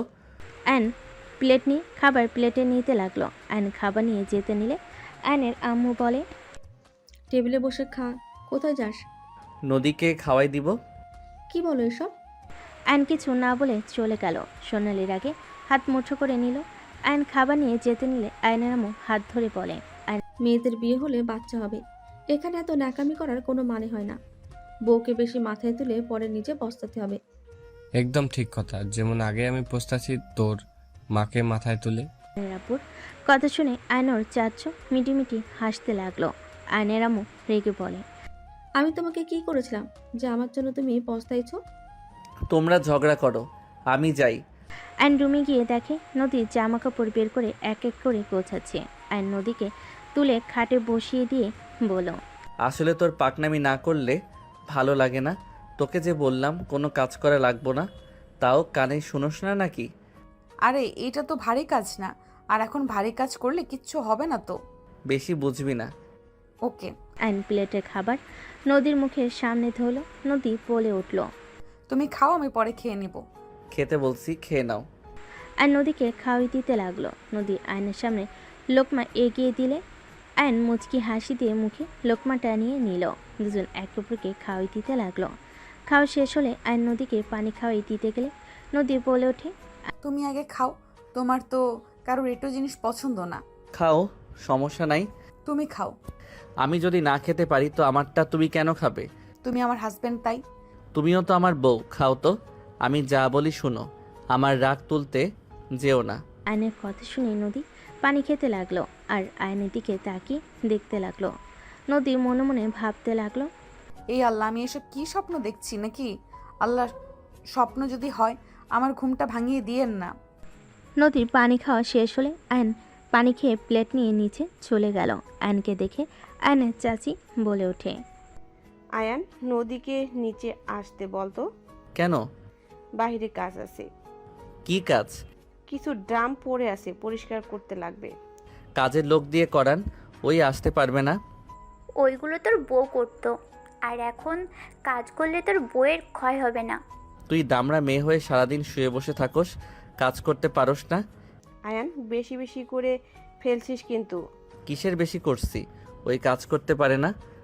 তিনজনে চিল্লাপালার শব্দে নদী আয়নের ঘর থেকে বের হলো। নদীর সিঁড়ির কাছে এসে দেখে আয়ন বলছে, আমি বাড়াবাড়ি করছি নাকি তোমার মেয়ে করছে? আজকের পর থেকে আমার বউকে কেউ কিছু বললে তার জন্য মোটেও ভালো হবে না। সোনালি এই বাড়ির মেয়ে, আর নদী এই বাড়ির মেয়ে না। তোমার মেয়ে মেয়ে, আর ওই মেয়ে মেয়ে না। ওর বাবা মা মারা গেছে, ওর জন্য ওর কোনো মূল্য নাই, তাই না? আয়নের কথা শুনে নদী অবাক হয়ে গেল। আয়নের আম্মু এসে সজোরে গালে থাপ্পড় মেরে বলে, তোর এত বড় সাহস, চাচির সাথে এমন দুর্ব্যবহার করিস? তোর বউ তোকে জাদু করেছে, তাই না? নদী, তুই ইচ্ছে করে পেটে বাচ্চা নিয়েছিস, তাই না? যাতে আমার ছেলেকে বশ করতে পারিস। তোর পেটের বাচ্চা না থাকলে তুই আমার ছেলেকে বশ কীভাবে করবি? আয়নের আম্মু রেগে নদীর কাছে গিয়ে ধাক্কা মেরে দিলে আয়ন জোরে চিৎকার দিয়ে নদীকে ধরল। আয়ন নদীকে জড়িয়ে ধরে বলল, নদী, ঠিক আছো তুমি? আমি ঠিক আছি বড় আম্মু। আমি কোনোদিন আপনাদের কিছু বলি নাই, সব সহ্য করে গেছি। আজ আপনি যেই কাজটা করলেন মোটেও ঠিক করলেন না। কোনটা ঠিক কোনটা ভুল সেটা আমাকে বোঝাস? আয়নের আম্মু চুল ধরতে যাবে, আয়নর আম্মুর হাত ধরে বলে, ব্যাস আম্মু, তোমার ব্যবহারে আমি অনেক খুশি হয়েছি। তুমি আমার সন্তানকে মারার জন্য পিছপা হবে না, তোমাকে বোঝা হয়ে গেছে। আমার স্ত্রীকে আমি এই বাড়িতে রাখবো না। এখানে রাখলে তিনজন মিলে একটা কিছু করে দিবে। এই কাল লাগেনি, তুই আমার ছেলের মাথাটা একদম খেয়ে দিয়েছিস। আমার ছেলেকে আমার থেকে কেড়ে নিয়ে তুই জীবনেও সুখে থাকতে পারবি না। তোর সন্তান জন্ম হওয়ার আগে তুই হারাবি যদি আমার সন্তানকে আমার থেকে কেড়ে নিস। বড় আম্মু, আপনি আমাকে অভিশাপ দিচ্ছেন নাকি? হ্যাঁ, দিচ্ছি। আর তোর ওই মুখে আমাকে আম্মু বলবি না। আমার সন্তানের কিছু হইলে আমি কাউকে ছাড়বো না বলে দিলাম। কি করবি? হ্যাঁ ভাবি, তোমাকে আগেই বলেছিলাম ওর সাথে বিয়ে দিও না। আয়ানকে এই কাবজা করে নিবে, যেমন বড় ভাই সোনালির আব্বু বড় আফাকে নিয়েছে। নদী, তুই আমার ছেলের মগজ খাওয়া বন্ধ কর, তোর কোনোদিনও ভালো হবে না। আম্মু, তুমি কিন্তু অতিরিক্ত করে ফেলছো। নদী, চলো। আর নদীকে নিয়ে যেতে লাগলো। আয়নের বুকের ভিতরে কষ্ট অনুভব হতে লাগলো। আর নদীকে নিয়ে রুমে গিয়ে নদীকে খাটে বসিয়ে দিয়ে রেখে নদীর জামা কাপড় অর্ধেক ভাঁজ করেছে। নদী কান্না করতে লাগলো। আয়ন বাকি কাপড়গুলো ভাঁজ করতে বসলো। আয়ন মনে মনে ভাবতে লাগলো, আম্মু কিভাবে পারলো নদীকে এভাবে ধাক্কা দিতে? আম্মু কিভাবে অভিশাপ দিতে পারলো? নদীর উপরে রাগ আমার সন্তান তো এই দুনিয়াতে আসলোই না, তার আগে তাকে শত্রু বানিয়ে ফেললো, তার ক্ষতি করার চিন্তা করছে। আয়ন কথাগুলো ভাবতে ভাবতে চোখের পানি গড়িয়ে পড়তে লাগলো। নদী আয়নের পাশে বসে আয়নের চোখের পানিগুলো হাত দিয়ে মুছতেই আয়ন ভাবনার জগৎ থেকে বের হয়ে তাড়াতাড়ি করে মুছে ফেল। আয়ন হাসি মুখে বলল, তুমি এখানে বসলে কেন? বড় আম্মুর ব্যবহারে তুমি কষ্ট পাইছো, তাই না? তুমি কষ্ট পাও না বড় আম্মু, ওইটা তো খারাপ না। তুমি আমার সাথে বেশি ভালো ব্যবহার করছো, আমার জন্য তুমি প্রতিবাদ করছো, এর জন্য বড় আম্মু সহ্য করতে পারে নাই। বড় আম্মু ভেবেছে আমি তোমাকে তার কাছ থেকে কেড়ে নিচ্ছি। আম্মু এমনটা কিভাবে করতে পারলো? আমার মন এটা মানতে চাচ্ছে না। আম্মু আমার সন্তানকে দুনিয়াতে আসার আগেই শেষ করে দিতে চাইলো। রাগের মাথায় এমন করছে, মাথা ঠান্ডা হলে নিজের ভুল বুঝতে পারবে। রাখো তো, তোমার মতো সব কিছু ভুলে যাওয়ার মতো আমার মস্তিষ্ক না। আম্মু আমার সুখ সহ্য করতে পারছে না, আমি বুঝে গেছি। আয়ান, এটা ভুল কথা। বড় আম্মু তোমাকে অসম্ভব ভালোবাসে, উনি রেগে গেলে মাথা ঠিক থাকে না। উনি আমার ক্ষতি করার জন্য ধাক্কা দিয়েছে। ওনার হয়তো খেয়াল নেই এটা আমার আর তোমার সন্তান। ওনার মাথায় শুধু আমার সন্তান মনে করে ঘুরপাক খাচ্ছে, তাই এমন করছে। নদী চুপ থাকো, মেজাজ খারাপ করো না, আমি কারোর সম্পর্কে কিছু শুনতে চাই না। আয়ন ভাঁজ করা শেষ করে আলমারিতে রাখতে লাগলো। নদী আয়নের কাজে সাহায্য করতে লাগলো। কাজ শেষ হলে নদী বিছানার চাদর তুলে আয়ন চাদরটা ঝেড়ে পাড়তে লাগলো। নদী হেল্প করতে লাগলো। বালের সব ঠিক করে আয়ন ঝাড়ু দিয়ে মেজে ঝাড়ু দিতে গেলে নদী হাসি থামিয়ে থাকতে পারলো না। নদী হাসলে আয়ন ভুরুকুচকে তাকলে নদী বলে ওঠে, দাও আমি ঝাড়ু দেই। তোমার ঝাড়ুতে এই রুমের সব কিছু ভাঙবে। এইভাবে কেউ ঝাড়ু দেয়? আমি পারি না নাকি? অনেক ভালো পারো, কিন্তু আমাকে দাও। নদী আয়নের হাত থেকে ঝাড়ু নিয়ে ঝাড়ু দিতে লাগলো। আয়ন ভুরুকুচকে দেখতে লাগলো। ঝাড়ু দেওয়া শেষ হলে হঠাৎ করে সোনালি চলে আসলো। আপু, তোর কি লজ্জার শরম বলতে কিছু নেই? বড় আম্মু ওইখানে অসুস্থ হয়ে গেছে, আর জামাই নিয়ে ঘরে উঠে আসোস? জামাই কি আর কারণ নেই নাকি? জাস্ট শাট আপ সোনালি, মুখ সামলিয়ে কথা বলো। বড় আম্মু অসুস্থ হয়ে গেছে। আয়ন চলো নিচে যাই। আমি কোথাও যাব না। নদী কিছু না বলে চলে যেতে নিলে নদীর হাত ধরে বলে, কোথাও যাওয়া লাগবে না, কাকি সোনালি আরও বাকিরা আছে দেখে নিবে। তুমি গেলে আবার কি না কি করে ফেলবে। আয়ান হাত ছাড়ো। চুপ করে বসে থাকো। বইয়ের গোলাম হয়ে গেছো নাকি? বইয়ের প্রতি এত ভালোবাসা উতলে উতলে পড়ছে হঠাৎ করে? আগে তো দেখতে পেতাম না। বুঝতে পারি নাই দেখে বউকে সবার সামনে অপমান করছি, অত্যাচার করছি, আর এক বেহায়ার প্রেমে পড়ে জীবনটা শেষ। আয়ান, এখান থেকে ভাগ। আয়ান বলে চিল্লাবি না। আয়ান হাত ছাড়ো, নিচে গিয়ে দেখি কি হয়েছে। যেতে হবে না। নদীর হাত আয়ন ধরে বলে। আয়ন সোনালীকে বের করে দিয়ে মুখের উপর দরজা লাগিয়ে দিয়ে নদীকে খাটে শুয়ে দিয়ে হাত পা তুলে দিয়ে শক্ত করে ধরে থাকতে লাগলো। নদী ছোটার চেষ্টা করতে লাগলো। আয়ন আরও শক্ত করে ধরে থাকলো। আয়ন ধমকে সুরে বলে ওঠে, কি সমস্যা, এত নাড়াচাড়া কেন করছো? আয়ান তুমি সন্তান হয়ে কিভাবে মায়ের অসুস্থতার কথা শুনে এভাবে চুপ থাকতে পারো? আয়ান তুমি কি পাগল হয়ে যাচ্ছ নাকি? হ্যাঁ, আমি পাগল হয়ে যাচ্ছি। আমার চোখের সামনে ওই দৃশ্যগুলো ঘুরপাক খাচ্ছে। আম্মু কিভাবে এমন কাজ করতে পারলো? আমার সন্তানকে নষ্ট করার জন্য তোমাকে ধাক্কা মেরে ফেলে দিতে নিল? কিভাবে করতে পারলো উনি তো দাদিমা হইতে যাচ্ছে। উনি কি একদম খুশি না? বলছি উনি রাগের মাথায় এমন করছে, তারপরেও এক কথা কেন বারবার বলছো? ওকে তুমি যাও না, আমাকে না যেতে দাও। আমি গেলে কি সমস্যা তোমার? হ্যাঁ, নদীর কথা শুনে ভুরকুচকে তাকিয়ে বলে ওঠে, ম্যাম, আপনি কোহানকার ডাক্তার? অসুস্থ হয়েছে ডাক্তার ডাকার মানুষ আছে, তারা ডেকে নিবে। ডাক্তার এসে দেখে যাবে। আর ওনার পাশে থাকার অনেক মানুষ আছে, আমরা না গেলেও চলবে। আচ্ছা নিজের মন থেকে বলো তো, অসুস্থতার কথা শুনে তোমার মন কি ভালো আছে? হ্যাঁ, খারাপ লাগছে, মন চাচ্ছে গিয়ে দেখে আসি কি হয়েছে। কিন্তু গেলে এক গাদা কথা শোনাবে, এমন এমন কথা বলবে যে আমার মাথায় রাগ উঠে যাবে। আম্মু অনেক কিছু শুনিয়ে দিব, আরও অসুস্থ হয়ে যাবে। তার থেকে ওইখানে না যাওয়া ভালো। তো আমাকে তো যেতে দাও। আমাকে বললে বলবে, আমি তো আর কিছু বলবো না, তাই না? তুমি যাও না। আমি চাই না আমার বউ ওইখানে গিয়ে অপমানিত হোক। তুমি তো আমাকে পছন্দ করো না। বাবু হয়ে গেলে আমাকে আর সহ্য করতে পারবে না।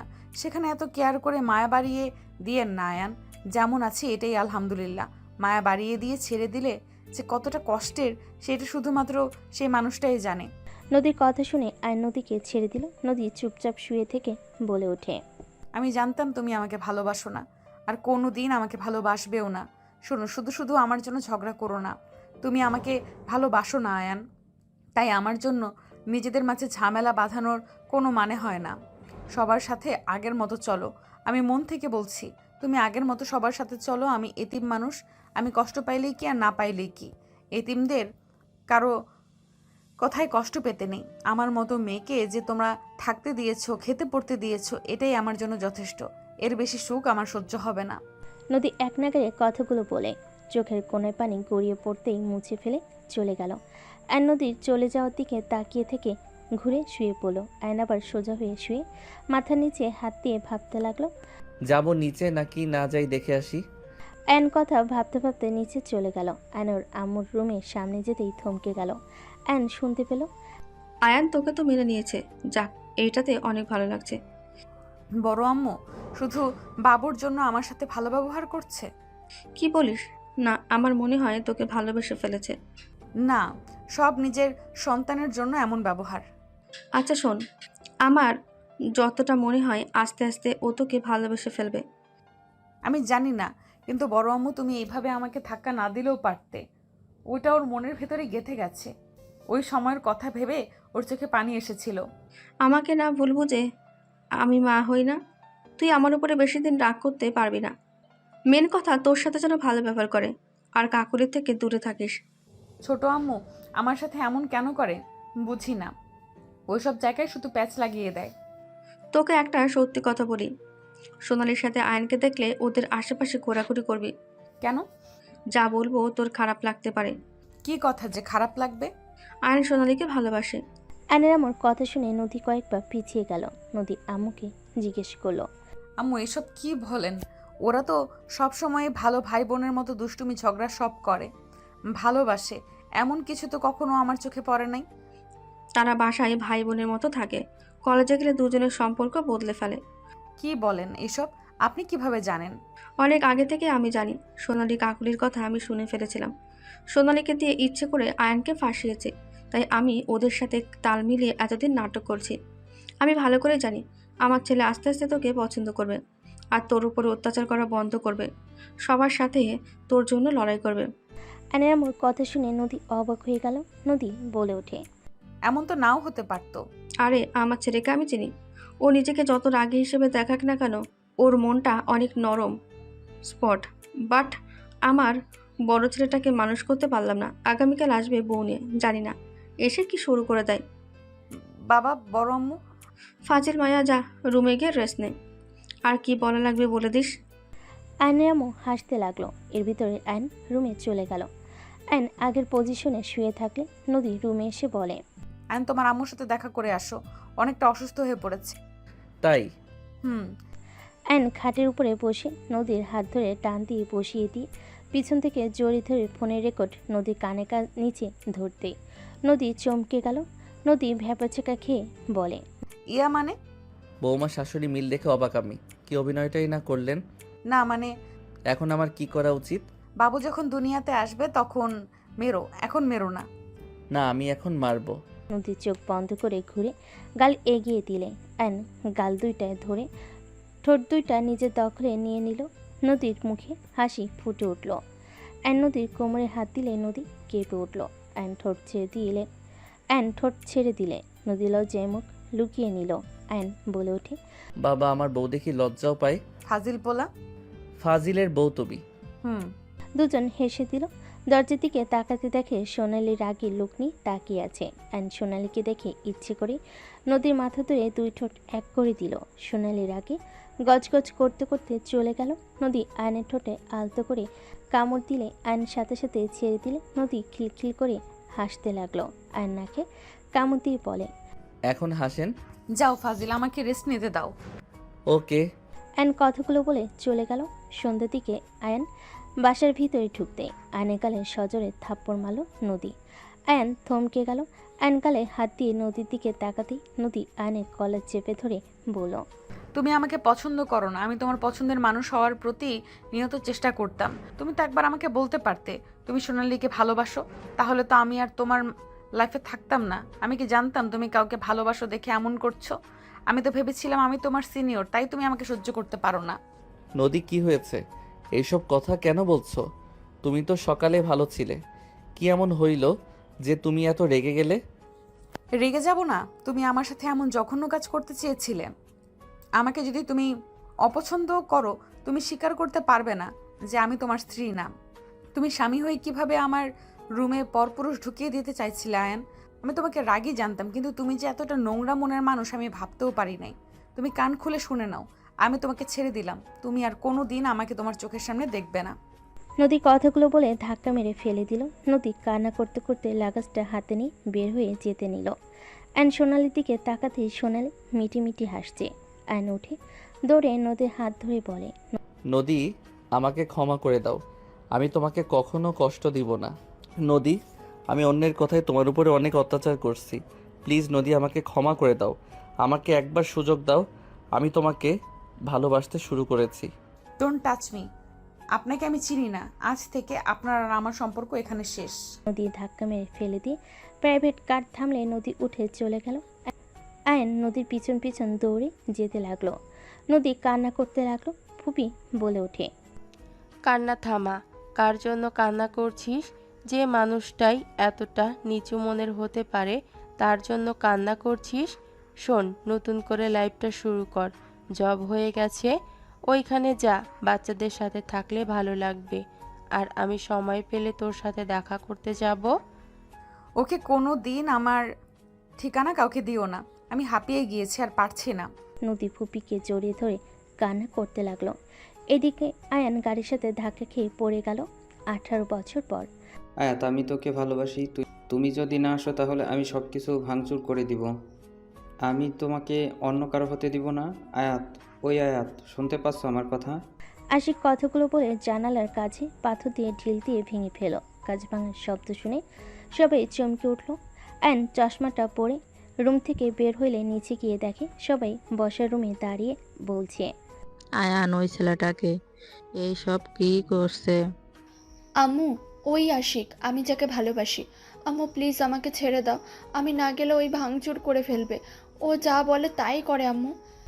আয়াতের কথা শেষ না হতেই আরেকটা কাজ ভাঙার শব্দ হলে রাফি বলে ওঠে, এই ছেলেটা বেশি বুঝে। রাফি কাঠকে কল দিয়ে আশিককে মারতে পাঠিয়ে দিল। আয়নকে দেখে ফুপি বলে ওঠে, আয়াত, ভালোবাসলে চলে যা। এই ফ্যামিলিতে মানুষ সব নিজের স্বার্থ বুঝে, নিজের স্বার্থের জন্য সব করতে পারে। চাচু, আব্বুকে আশিককে মারতে না করো না। চাচু, আশিকের কিছু হলে আমি নিজেকে শেষ করে দেব। আয়াতের কথা শুনে রূপা থাপ্পড় মেরে বলে, ওই ছেলেটা ফালতু ছেলে, বাপের নাকি পরিচয় নেই। সেই ছেলের সাথে তোকে মিশতে দিব না, আর তো বিয়ে দেওয়া প্রশ্নই আসে না। কিছু বলতে যাবে তখন আশিক বাসের ভিতর ঢুকে পড়ে। আশিকের মুখ দিয়ে রক্ত পড়ছে। রাফি রেখে আশিককে লাথি মালে ছিটকে গিয়ে পড়ল। আশিক ঠোঁটের রক্তগুলো মুছতে মুছতে বলে, আয়াত, আমাকে তুমি ভালোবাসো কিনা সেটাই বলো। একবার শুধু বলো, তারপর তোমার ফ্যামিলিকে আমি দেখে নিব। আশিকের কণ্ঠ শুনে ফুম্পি চমকে গেল। আনিকে ছেলেটার কলার ধরে বলে, সাহস তো কম না, এইটুকু ছেলে হয়ে আমাকে হুমকি দিস? আয়াত, আমার কথা শুনতে পাচ্ছ? আশিক, তুমি এখান থেকে চলে যাও, দাদু আসলে তোমাকে মেরে ফেলবে। আয়াত, আমার কথা শুনতে পাচ্ছ না? আমি তোমার মুখ থেকে জানতে চাচ্ছি তুমি আমাকে ভালোবাসো কি না। হ্যাঁ হ্যাঁ, আমি তোমাকে ভালোবাসি। তুমি এখান থেকে দয়া করে চলে যাও। তোমার কিছু হলে তোমার আম্মু ভেঙে পড়বে। তোমার আম্মুর তো কেউ নেই এই দুনিয়াতে তুমি ছাড়া। আয়াতের কথা শুনে রাফি রেগে আশিককে মারতে যাবে। আশিক সাথে সাথে রাফির হাত ধরে ধাক্কা দিয়ে সরিয়ে দিল। আয়ন আশিকের পায়ে সজোরে লাথি মেরে ফেলে দিল। আশিক উঠে আয়নের সাথে ফাইট করতে লাগলো। দুজনে মারপিট করতে লাগলো। আশিককে লাথি মারলে সোজা ফুপির পায়ের কাছে গিয়ে পড়ল। আয় তোর আম্মুর হাত ধরে এক ঝটকায় সরিয়ে দিয়ে আশিককে জড়িয়ে ধরল। আয়ন মারতে যাবে, সাথে সাথেই ফুপি ধাক্কা মেরে সরিয়ে দিয়ে বলল, খবরদার, কেউ ওকে টাচ করবি না। ফুপির কণ্ঠ শুনে সবাই অবাক হয়ে গেল। আশিক অবাক হয়ে দাঁড়ালে ফুপি আশিকের মুখে আঁচল দিয়ে মুছে দিতে লাগলো। আয়ন বলে ওঠে, ফুপি, আমাদের বাড়ির মেয়েকে ওই তুলে নিয়ে যেতে এসেছে, মান সম্মান শেষ করে দিতে এসেছে, আর তুমি ওকে সেভ করতে চাচ্ছ? আয়ান, তুই দূরে থাক। আশিক, তুমি এখানে কি করছো? আর তুমি আয়াতকে ভালোবাসো মানে? ফুপির কথা শুনে সবাই চমকে গেল। অবাক হয়ে তাকিয়ে আছে। আয়নেরা রেগে ভিতরে ঢুকে বলে, কার কত বড় সাহস আমার নাতনিকে তুলে নিয়ে যাবে? ভাইজান, শান্ত হন, আমি ওর সাথে কথা বলি। কি হলো আশিক, আমার কথা কানে যাচ্ছে না? এখান থেকে চলে যাও। বউ, তুমি এখানে কি করছো? এটা কি তোমার বাসা? আশিক, আমার প্রশ্নের উত্তর দাও। আমার উত্তর দাও বউ, এখানে তুমি কি করো? আর ওই আঙ্কেল তোমাকে ফুপি বলল কেন? আয়াত, তোমার কি হয় বউ? আমি সব বলবো, আগে বউয়ের কথার উত্তর দাও। তুমি আয়াতকে ভালোবাসো? আর তোমার আম্মু তোমাকে প্রেম করার জন্য পুলিশ লাইনে পড়াশোনা করাচ্ছে?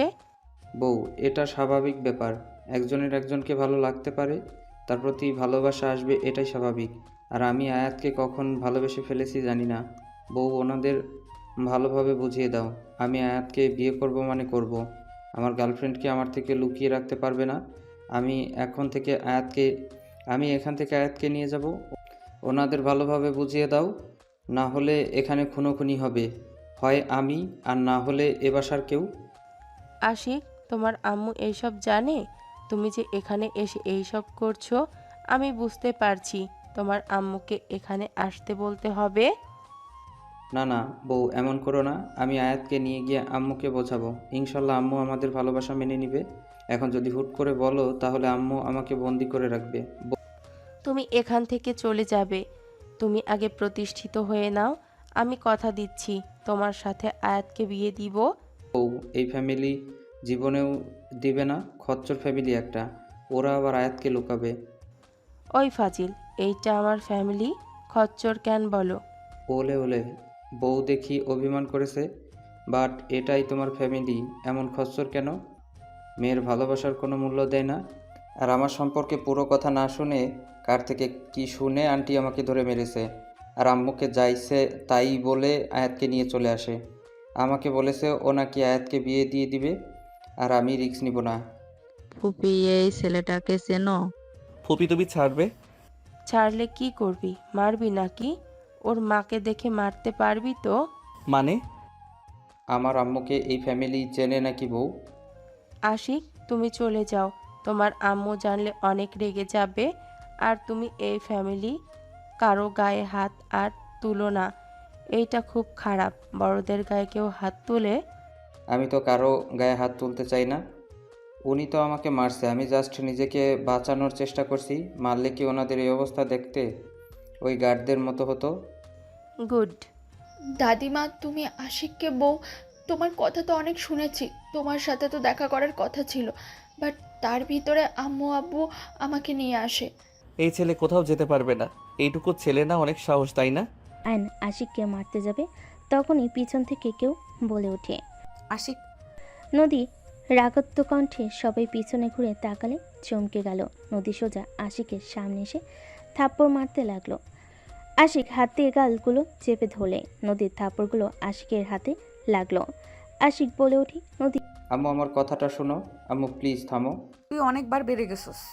রবিন যদি আমাকে না বলতো তাহলে তো জানতাম না আমার ছেলে এত বড় হয়ে গেছে যে মেয়ের বাড়িতে এসে হামলা করে।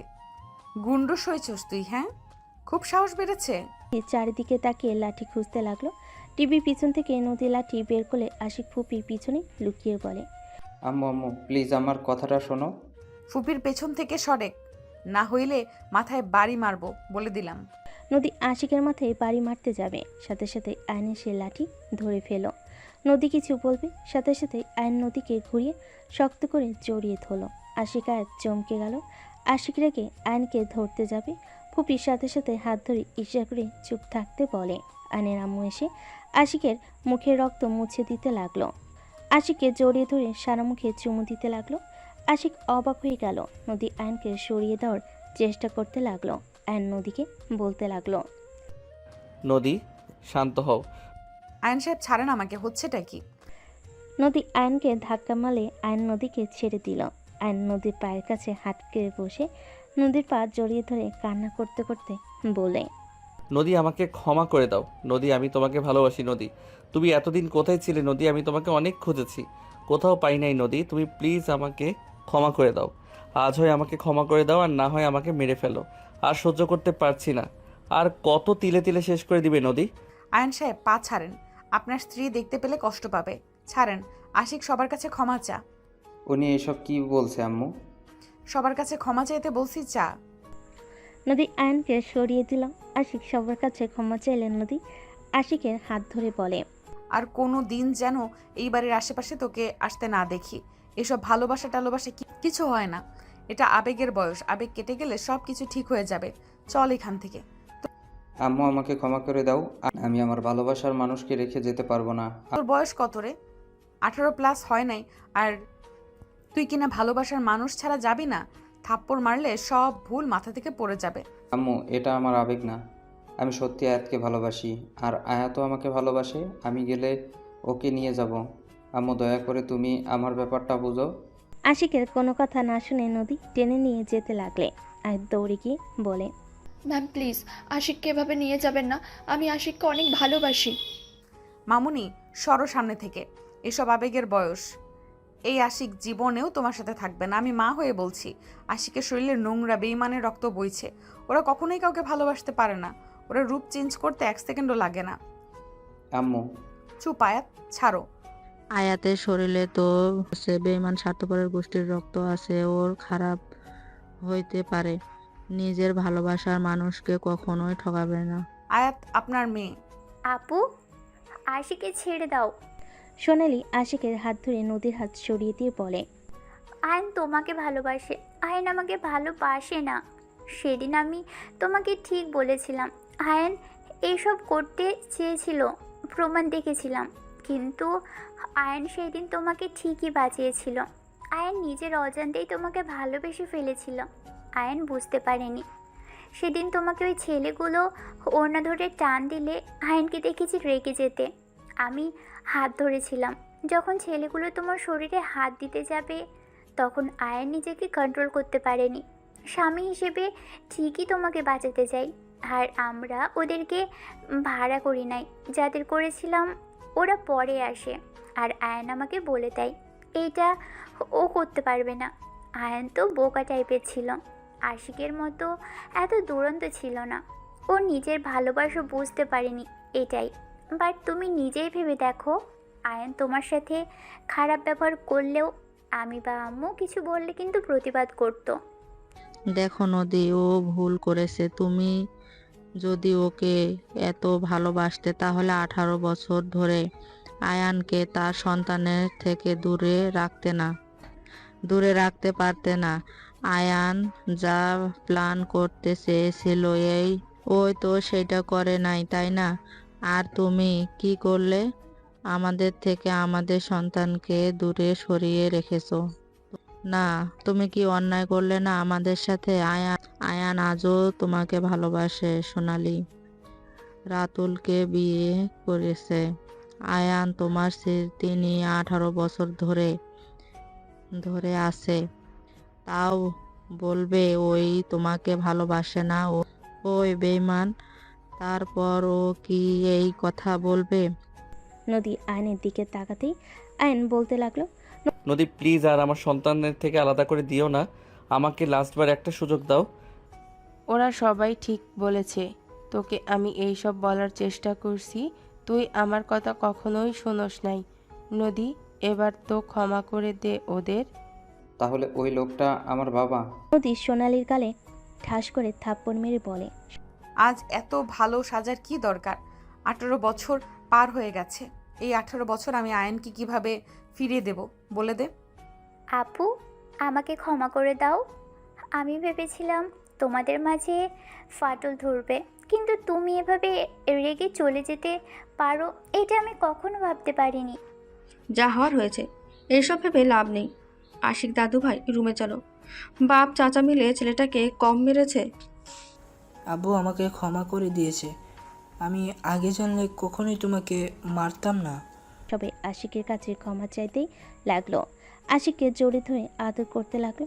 আয়ন নদী কাছে গিয়ে নিজের দিকে ঘোরালে নদী হাউমাউ করে কান্না করতে লাগলো। আয়নের বুকে মুখ লুকিয়ে কান্না করতে করতে বলে ওঠে, আমাকে তুমি ক্ষমা করে দাও। আমার মাথার ভেতরে একটা কথাই ঘুরপাক খাচ্ছিল, স্বামী হয়ে স্ত্রীর ঘরে কিভাবে পরপুরুষ পাঠানোর কথা বলতে পারে। এইটা আমার মন বিষিয়ে যায়। তোমার প্রতি আমি তোমার নাম সহ্য করতে পারছিলাম না। আমার মনের ভেতরে ঝড় বইতো, আমি মানতে পারছিলাম না। নদী শান্ত হও, কান্না করো না। আমি তোমার সাথে অনেক অন্যায় করেছি, আমার উপরে রাগ হওয়া স্বাভাবিক। তুমি এভাবে লুকিয়ে কেন থাকলে? তুমি আমার সাথে না হয় কথা বলা বন্ধ করে দিতে পারতে। আমার সন্তান থেকে কেন দূরে সরিয়ে দিলে? আমি তোমার সামনে যেতে চাই নাই। আমি তোমার সামনে গেলে, তোমাকে দেখলে আমি গলে যেতাম, যেটা আমি চাই নাই। তাই আমি তোমাকে দেখা দিতাম না। আমি যেখানে থাকি সেখানে ও গিয়েছিলে। আমি তোমাকে দেখেও লুকিয়ে গেছিলাম। সেদিন তোমাকে জড়িয়ে ধরে বলতে ইচ্ছে করছিল, আয়ান আমি তোমার সাথে যেতে চাই, কিন্তু ওই একটা কথা মাথায় ঘুরপাক খেলে, রাগ উঠে তোমার প্রতি, আবার ঘৃণা চলে আসে। I am sorry. আয়ন নদীকে জড়িয়ে ধরে সান্ত্বনা দিতে লাগলো। আশিক বাবা মাকে এক হতে দেখে খুশি হয়ে যায়। আয়ন আশিককে কাছে টানলে আশিক দৌড়ে আয়নকে জড়িয়ে ধরে বলে, আব্বু, আই এম সরি। আমি আপনাকে অনেক ভুল বুঝে মনে মনে অনেক বকাঝকা করতাম। শ্বশুর, আসসালামু আলাইকুম। আমাকে কি ভালোবাসেন না নাকি নাকি আমি আপনার ফ্যামিলির কেউ না? আয়াতের কথা শুনে সবাই ফিক করে হেসে দেয়। নদী আয়াতের দিকে হাত বাড়ালে আয়াত খুশি হয়ে নদীর কাছে গেলে আয়ান বলে ওঠে, আল্লাহ কোন যুগ আসলো? এ আশিক তুই বাপ আমার মতো না হয়ে তোর ফুপির মতো কেমনে হইলি? আয়নের কথা শুনে সবাই হেসে দিলে সোনালি আশিককে জড়িয়ে ধরে বলে, আমার ভাতিজা আমার মতো হবে না তো কি তোর মতো বোকা চন্দ্রবিন্দু হবে নাকি?